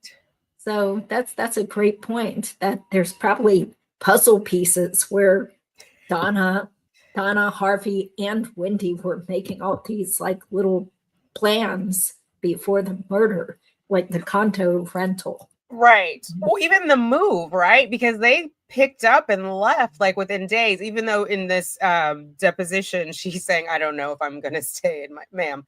But yeah, they like, how did all that get orchestrated? It's like it was definitely they just were like, pew, we're at like a Bugs Bunny cartoon. Just Yeah, like, how tucked. convenient. Yeah, how convenient that they got to pack up so quickly and Wendy got to leave Tallahassee finally after the judge denied her motion the previous year, and how convenient that the murder happened before the kids had to go start school. And Exactly. Wendy wasn't working then because it was summer. Yeah. So, were they in public school in Miami? Yeah. I don't know. I just remember it was across the street. In her emails, she was saying they would put them in a Jewish school, like to appease Danny. But I don't know if that, like after he was dead, if they abided by that. I just remember her popping down the steps that you reenacted of going to get them from school when she was intercepted. Oh, okay. Yeah. Okay. So Clarissa says, yes, it's a very good public school. Okay. Oh, okay. Yeah. But who knows? Maybe Donna still made phone calls, asking about involving the kids. So, yeah. I mean, what are the odds? They had 2 openings. You know what I mean? Right. A month later. That's a great point. Yeah. There's a very small area zoned for that school, which does wonder about the rental where Wendy and the boys lived that was planned. And Wendy worked her parents when she moved there, right? She didn't want to touch her money. That was for the boy. So they were covering like groceries because in Donna's ranty email, she's like, and the groceries for the boys and just wait till they get older. And it was like, Wendy worked everybody. Yeah, she always got what she wanted because she's like the spoiled princess. Yeah. But I think the receipts and the payments for the boys' food was before Dan's murder, but that was was it? Donna was saying that she was keeping receipts in case Wendy's lawyer wanted them to show like, he's a terrible dad because the grandparents have had to pay X number of dollars feeding the kids. Yeah. Never mind, she ran off with them without telling him in advance. Like, okay. Yeah. Okay. Well, thank you guys because I really would like to chew on this. So please humor me and be comfortable. If anybody doesn't like it, they know how to click out. There's a lot of stuff going on YouTube. They don't have to hang. We're not forcing them to be here. Oh, okay. Thank you. Thank you. I try not to make it look too obvious, I didn't even notice. Some people have a mouth thing though, right? It's fine. Yeah, some people are just really triggered when they hear people smacking on food or chewing gum or whatever. So, yeah, thank you. Okay, lemon juice. Okay, that's great. Okay, thank you, Ada.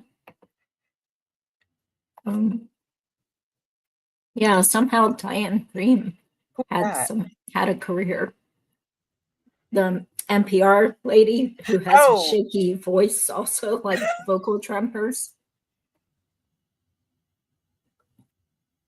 Yeah, that makes sense because they want to, now that they know they have such a rich client, of course, they're going to pull out all the stops and depose tons of people and fly places to take depositions and file these motions. It's all part of covering every base for your rich client. Yeah.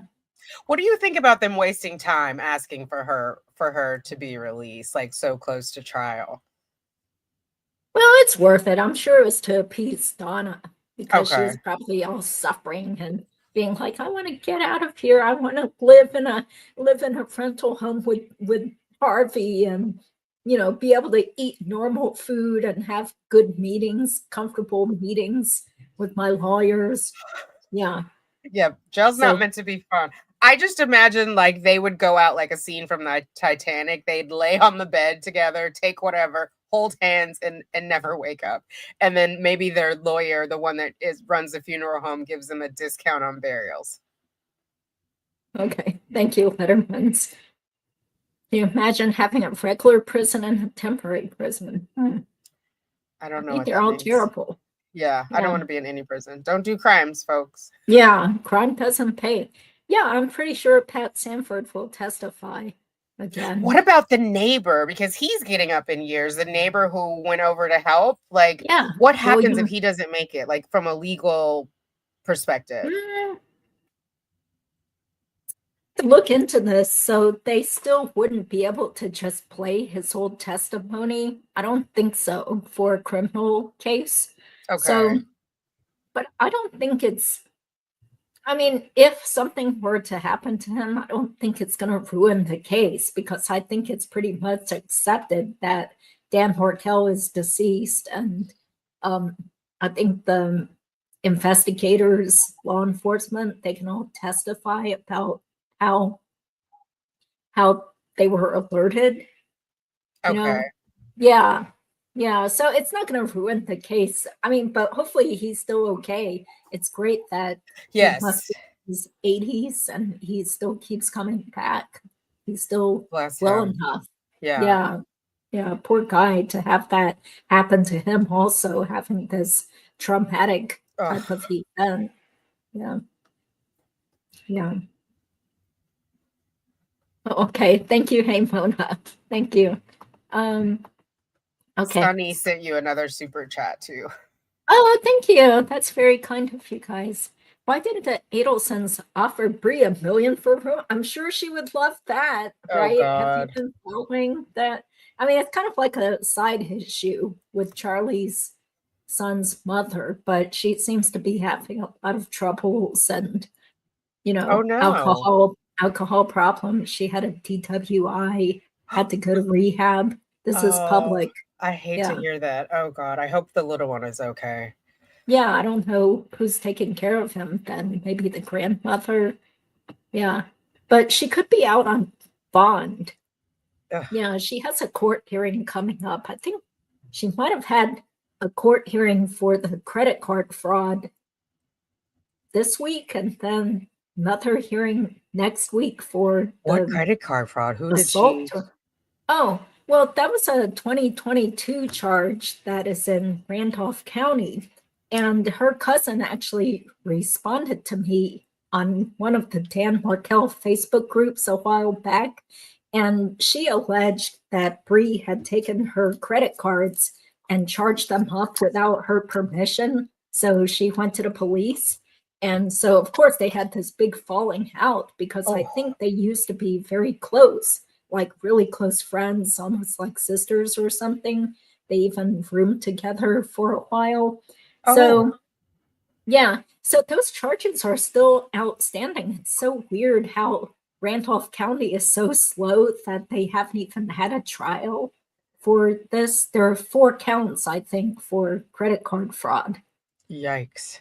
Yeah. Then she has a DWI, which is outstanding, plus assault on, I believe, her ex-boyfriend. Oh, wow. So that just happened about a week or 2 ago. Yeah. So do you know if she's still working as a nanny? Like, what is... No. Okay. Yeah, because I seem to recall there was something that I saw in the DWI case where it said she was unemployed.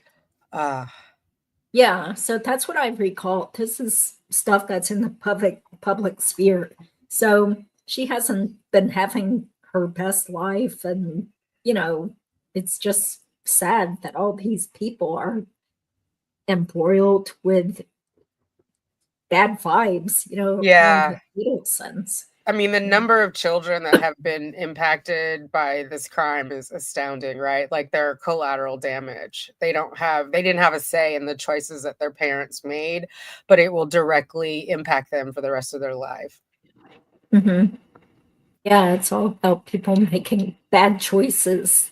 She paid a fortune teller. Brie paid a fortune teller? No. Oh. I'm very late with the chat. Oh, so this had to do with Samantha Che's Meg Benoit, who was the oldest brother's Oh, okay. ex-wife. Yeah. So she claimed that the reason she embezzled the fund was because she was just like swindled by this witch who is some woman named Caridad Herrera or something like that. Capallo Herrera. Yeah. So I think she it's a paid the tell. witch. I think it's a big tell when your fortune teller can't tell you you're about to be locked up A for slammer. embezzling. Yeah, and you pay the witch $600,000 or $700,000 so she can like give you spiritual advice. You know, it's What? crazy. Wow. Yeah, that's what she said, because Mentor Lawyer showed Samantha's prison file or prison intake info, and she was trying to get released earlier because she said her kids needed her, and she just fell under the spell of this witch, Carrie Todd, who took 600 to 700K of her money, to give her spiritual advice. I'm like, how gullible do you have to be to give someone 600 something thousand dollars? What an Wow. idiot. Yeah, that's crazy. Yeah. So, okay, thank you, Polka Dots. Let's see. Okay, maybe I will kind of jump ahead. Are you on a time crunch? Do you need to go? No, the Sugar Bear's at the movies with the babysitter tonight, because if he hears my voice, he'll come in here. I don't know. I think it's going to be over soon, but we're good. Okay. Yeah, we're almost done. So I'm just kind of scrolling through, see if anyone has some questions or something. Okay. Thank you, Dreamskate. I think they would have done all their research about preschools under the guise of Wendy's relocation request. That might, that's the reason she submitted. Yeah, who knows? Yeah. But I do think that they really wanted her to relocate, and then Donna seemed like she was like blowing a fuse and totally shocked that the judge ruled against them with prejudice and stuff. So that's when they kicked it up into high gear, plotting to potentially find someone to kill Dan. Yeah, those are the angry texts from Donna of like, relocation is your priority. Make sure that attorney knows it's non-negotiable. Yeah. Yeah. The most important part of your divorce is relocation. I sincerely hope that your attorney knows that is your non-negotiable. Lots of things in life are negotiable, but that's the one thing that is your non-negotiable. See, I memorized all these lines because I made videos reenacting that. So, I love it. But I have all these lines memorized. And I'm here for it. Okay, well, this is how obsessed I am. So like last week, I was driving to the courthouse because I had to do something there. And I was like muttering under my breath, Donna Adelson lines. So I said something like, I can't handle this level of stress anymore. And as I walked out of the car, I saw there was a guy like walking on the sidewalk. He heard me say that. I can't handle this level of stress anymore. Oh my God, the mischief maker. You can appreciate how much of my life has been infused with this case. And, because it seems like you've spent many hours reading and learning about this whole Dan Markel case. Yes. Yeah. How did you even hear about the case in the first place? I don't remember. I remember hearing something about the FSU professor unaliving and then it was Katie, because Katie it was the brown people being prosecuted. I think it was Katie's second trial, and I was like, it just wasn't making sense. And you look at like the prior footage of Sigfredo, and it's like, well, why would he be involved in, he's coming from Miami, he's like after this professor, it doesn't make sense. Like they had to be paid to do it from, someone with money. So, and then I looked at Wendy's interview and I was like, oh, she's totally involved. Like the fake tears, the reactions in inappropriate places. it just all seemed contrived. She talked to her mom and was like, "Oh, I'm glad she wasn't involved." Like, who says that? Like, it just seems very rehearsed and staged, you know? And Because strange. if you really Yeah. thought your mom did it, will you call and put her on speakerphone? Like, it's just ridiculous, you know? And then later she weaponizes that. I was there for hours. I gave up my, like, it wasn't jiving. Yeah, and she said 8 hours when it was really more like 5 hours and some minutes. But Right. Yeah, because they got her at lunchtime. Like, come on, lady. Yeah. Well, oh, this is totally off topic, but what is your lip color? Oh my God. I don't know. I just put on gloss on top of it. I'll come back later and put it in the comments. I don't remember. It's a stain. Yeah. Is there a certain brand that you are loyal to? On sale? Free 99? No. Okay. Yeah. Okay, something on sale. Yes. It's not like some expensive, like $45 lipstick. Oh. No. Oh my God, no. Yeah. I lose them all the time. Yeah. Well, to answer Clarissa, maybe it was Santeria. That sounds familiar, but I just remember Samantha Che Magbenwa. She wrote that it was a witch who put her under a spell. Yeah. Yeah, I kind of hope so, but they have only known themselves to be raised and loved by the Adelsons, and they hardly have any contact with Dan's family. So who knows, maybe someday when they become older adults and read everything, then hopefully they'll get it.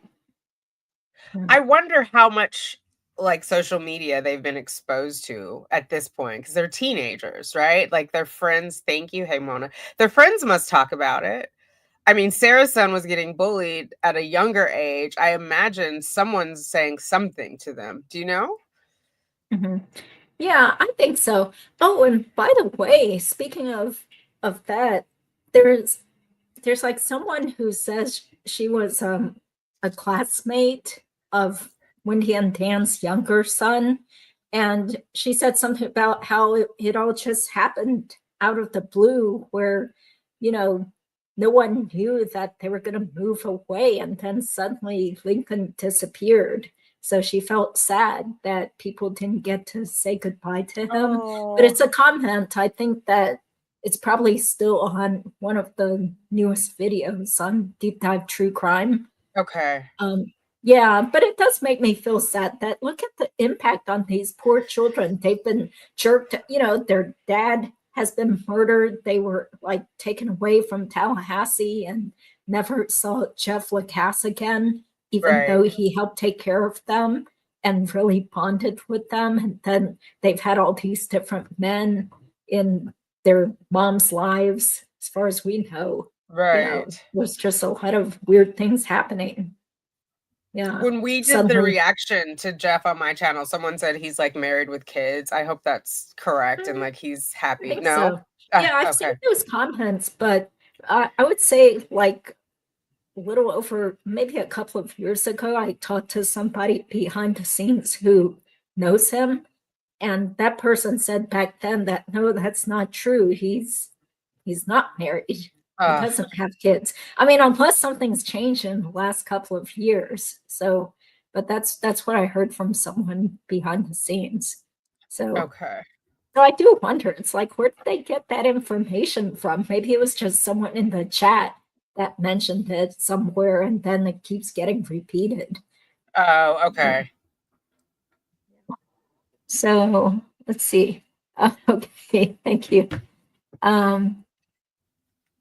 Oh, okay. So you saw something from Fancy. Yeah, Fancy, that's right. Great. Yeah. Mm-hmm. That's right, because they're the ones who tried to hide behind the poor, desperate people. I mean, it's a lot easier to tell somebody to go kill somebody if you dangle, $35,000 in front of them when they're dirt poor and broke, as opposed to Charlie being a multi-millionaire, or Wendi, who never had to dance in a club or be a bottle girl or whatever, these like rich elite people thinking they could just get away with it. I know, I can't remember if it was Luis Rivera or Sigfredo, but I remember like the forensic accountant testified like they were living paycheck to paycheck. Accounts were typically overdrawn. And then as soon as the check came in, it was depleted. So they were like, living hand to mouth. So I'm sure, even though it's a relatively small amount, that dollar amount meant a lot to them. Do you know? Exactly, because they're so desperate financially. So, yeah, can she refuse to be a witness? Well, I think sure Katie is going to testify because, from what I recall seeing of the previous witness list, she was on the witness list. So I'm pretty sure she's just going to testify anyway, but she could potentially refuse. She could change her mind and just like sit there, I suppose, because I think she's she has looking no for deal. something, though, right? Yeah, Like of she's, course. There's a it's in her best possibility. interest to testify. Yeah, because there's no deal right now. And it would look pretty stupid for her to, challenge her credibility even more by saying, well, I refuse to testify unless you give me a deal first, because her credibility is already, Right. on thin ice after all the things she said at the first two trials. And that Yeah. would have to be revealed to the jury too. So that just makes her look, you know what I mean? Like it's better for her because they're going to ask, like, what are you getting for this? Yeah, exactly. Like, do you have some deal? Why are you now changing your story after you were so adamant that you had nothing to do with this? Yeah. Yeah. Yeah. Mhm. Yeah. Imagine how much brainwashing. Yeah, exactly. Because, they've been raised by these narcissistic, weird people who, in our opinion, probably lied to them for so many years. And I have to imagine they've been gaslit about their dad, right? Because even like I remember during Charlie's trial, they panned to his face. Like Georgia Cappleman was talking about his brilliance as a legal mind, and it like Charlie just seemed oblivious that there could be any good in Dan, and the way Donna speaks of him now, the way Wendi speaks of him, even in present tense, it's just like if I were the boys, I would wonder, do you love me fully if that's how you feel about half of my DNA? Do you know? Yeah. Oh, he does have a Okay. child. Well, Okay. Sunny, yeah, okay. I'm interested to know how you found out, but maybe this happened within the last couple of years. Yeah, but I sure hope he's happy and he's gotten over all this trauma being totally used and manipulated, in my opinion, by Wendi. Yeah. So, yeah, don't you feel like we have to couch everything as this is just our opinion, this is commentary? Yeah, I don't want to be sued by anybody. The Sugar Bear's back with his babysitter. That's why the dogs are going crazy. I'm gonna have to go let them in. Okay. Give me Do you 1 have to get second. going Okay. then? Okay. Yeah, I'm just trying to look through all these comments. I think it's funny Donna did this to get her sunshines all to herself, and now she'll no longer see them. That's right. It serves her right. She realized towards the end that she was just used because remember, she was talking on that recorded line saying that, now she doesn't need us anymore because the boys were older and she doesn't need us anymore. What did she say? I don't get it. I don't get it. How could Wendi treat us like this? So, yeah, she realized they got used. Free childcare, free nannies. Yeah.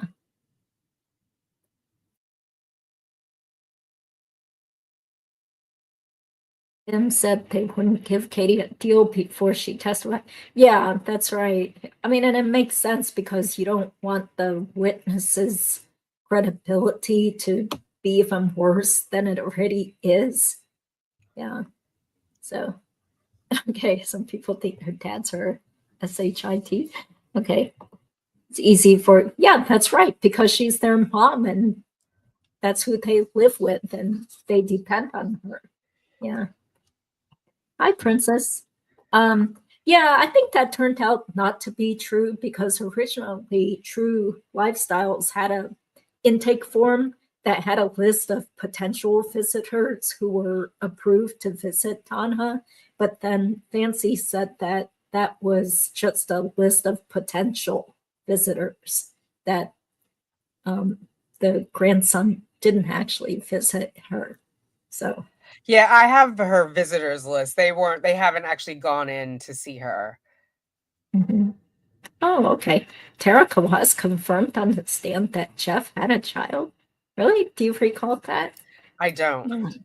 Yeah, I don't know. I guess I'll have to go back and look at it. Okay. But thanks for the info. But I did personally talk to someone who said that person was a friend or knew Jeff fairly well, and that he was not married and didn't have any children a couple of years ago.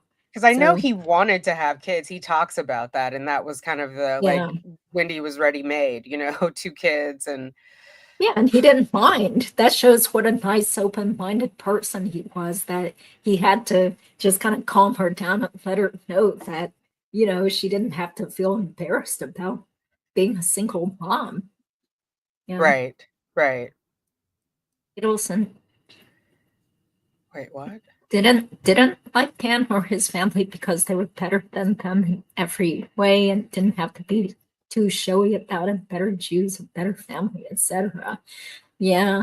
Well, I can just imagine that, for Donna, appearances are everything. So that's why she chose Dan on Right. play date, because he looked great on paper, being a Harvard undergrad plus law school grad. And she thought he was going to be rich as Right. a corporate And I lawyer. think they wanted him to play small too, because remember, I think it was before the wedding, Dan was telling his parents, like, don't mention I went to Harvard. I mean, they wanted Wendi to be like the star, Mhm. Yeah, exactly. It's like she couldn't stand it that Dan had the better job and more respect as a tenured professor. And Donna doesn't miss any opportunity to take a dig. I remember her saying, like, Dan had dreams of working at Harvard or being a professor. Like, why do you need to say he had dreams? Like, it was possible. Yeah, I mean, he could have worked himself up there because he was making a lot of connections. Yeah. Yeah. Thank you, Karen. Yeah. Let us not forget that Donna's arm hurts. Yeah, that's right. Okay. Thank you, Tanya. One of the boys might have a mind of his own after he sees all the info. Ruth is writing a book for them with comments. Yeah. Yeah, hopefully. Mhm. Yeah. Prisoner has to put anyone's name who may be a visitor. Leon County Jail doesn't have visits the last time I checked. Okay. Thank you, Clarissa. Okay. As the mom of 2 males, I suspect one may be brainwashed, one may suspect the truth. Yeah. When he bad-mouths Dan at trial in case. Yeah, and I hope they eventually do see the different stories she told, because some of that stuff might not match with what she told them.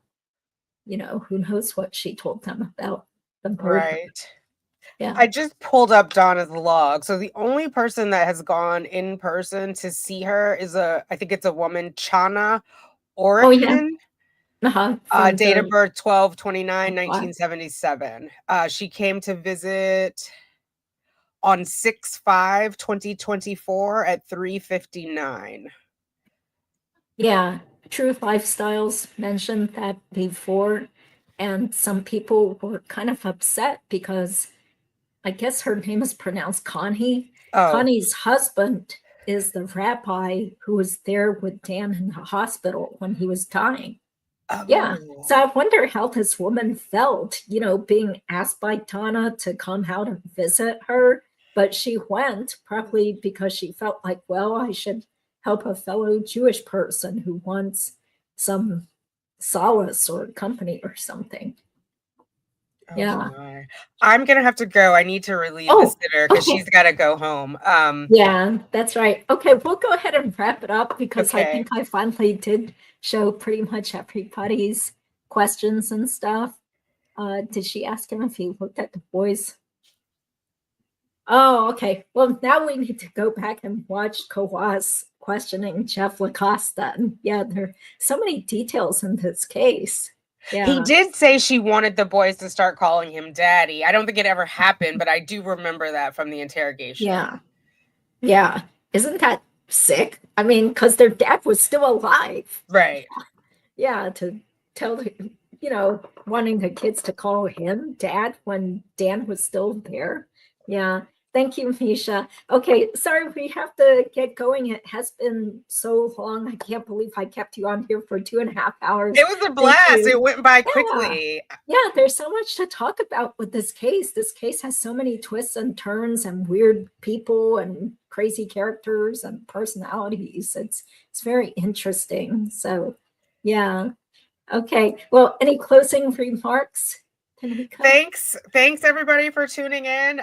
Judy, I look forward to more reenactments. If you ever need a fellow actor to join in, you know where to find me. I'm so excited since you're a professional. This is like really awesome. Yeah, it's great to finally meet you. Thank you for always supporting my channel for so many years. Thanks Really for putting out great that. content. You're the real deal.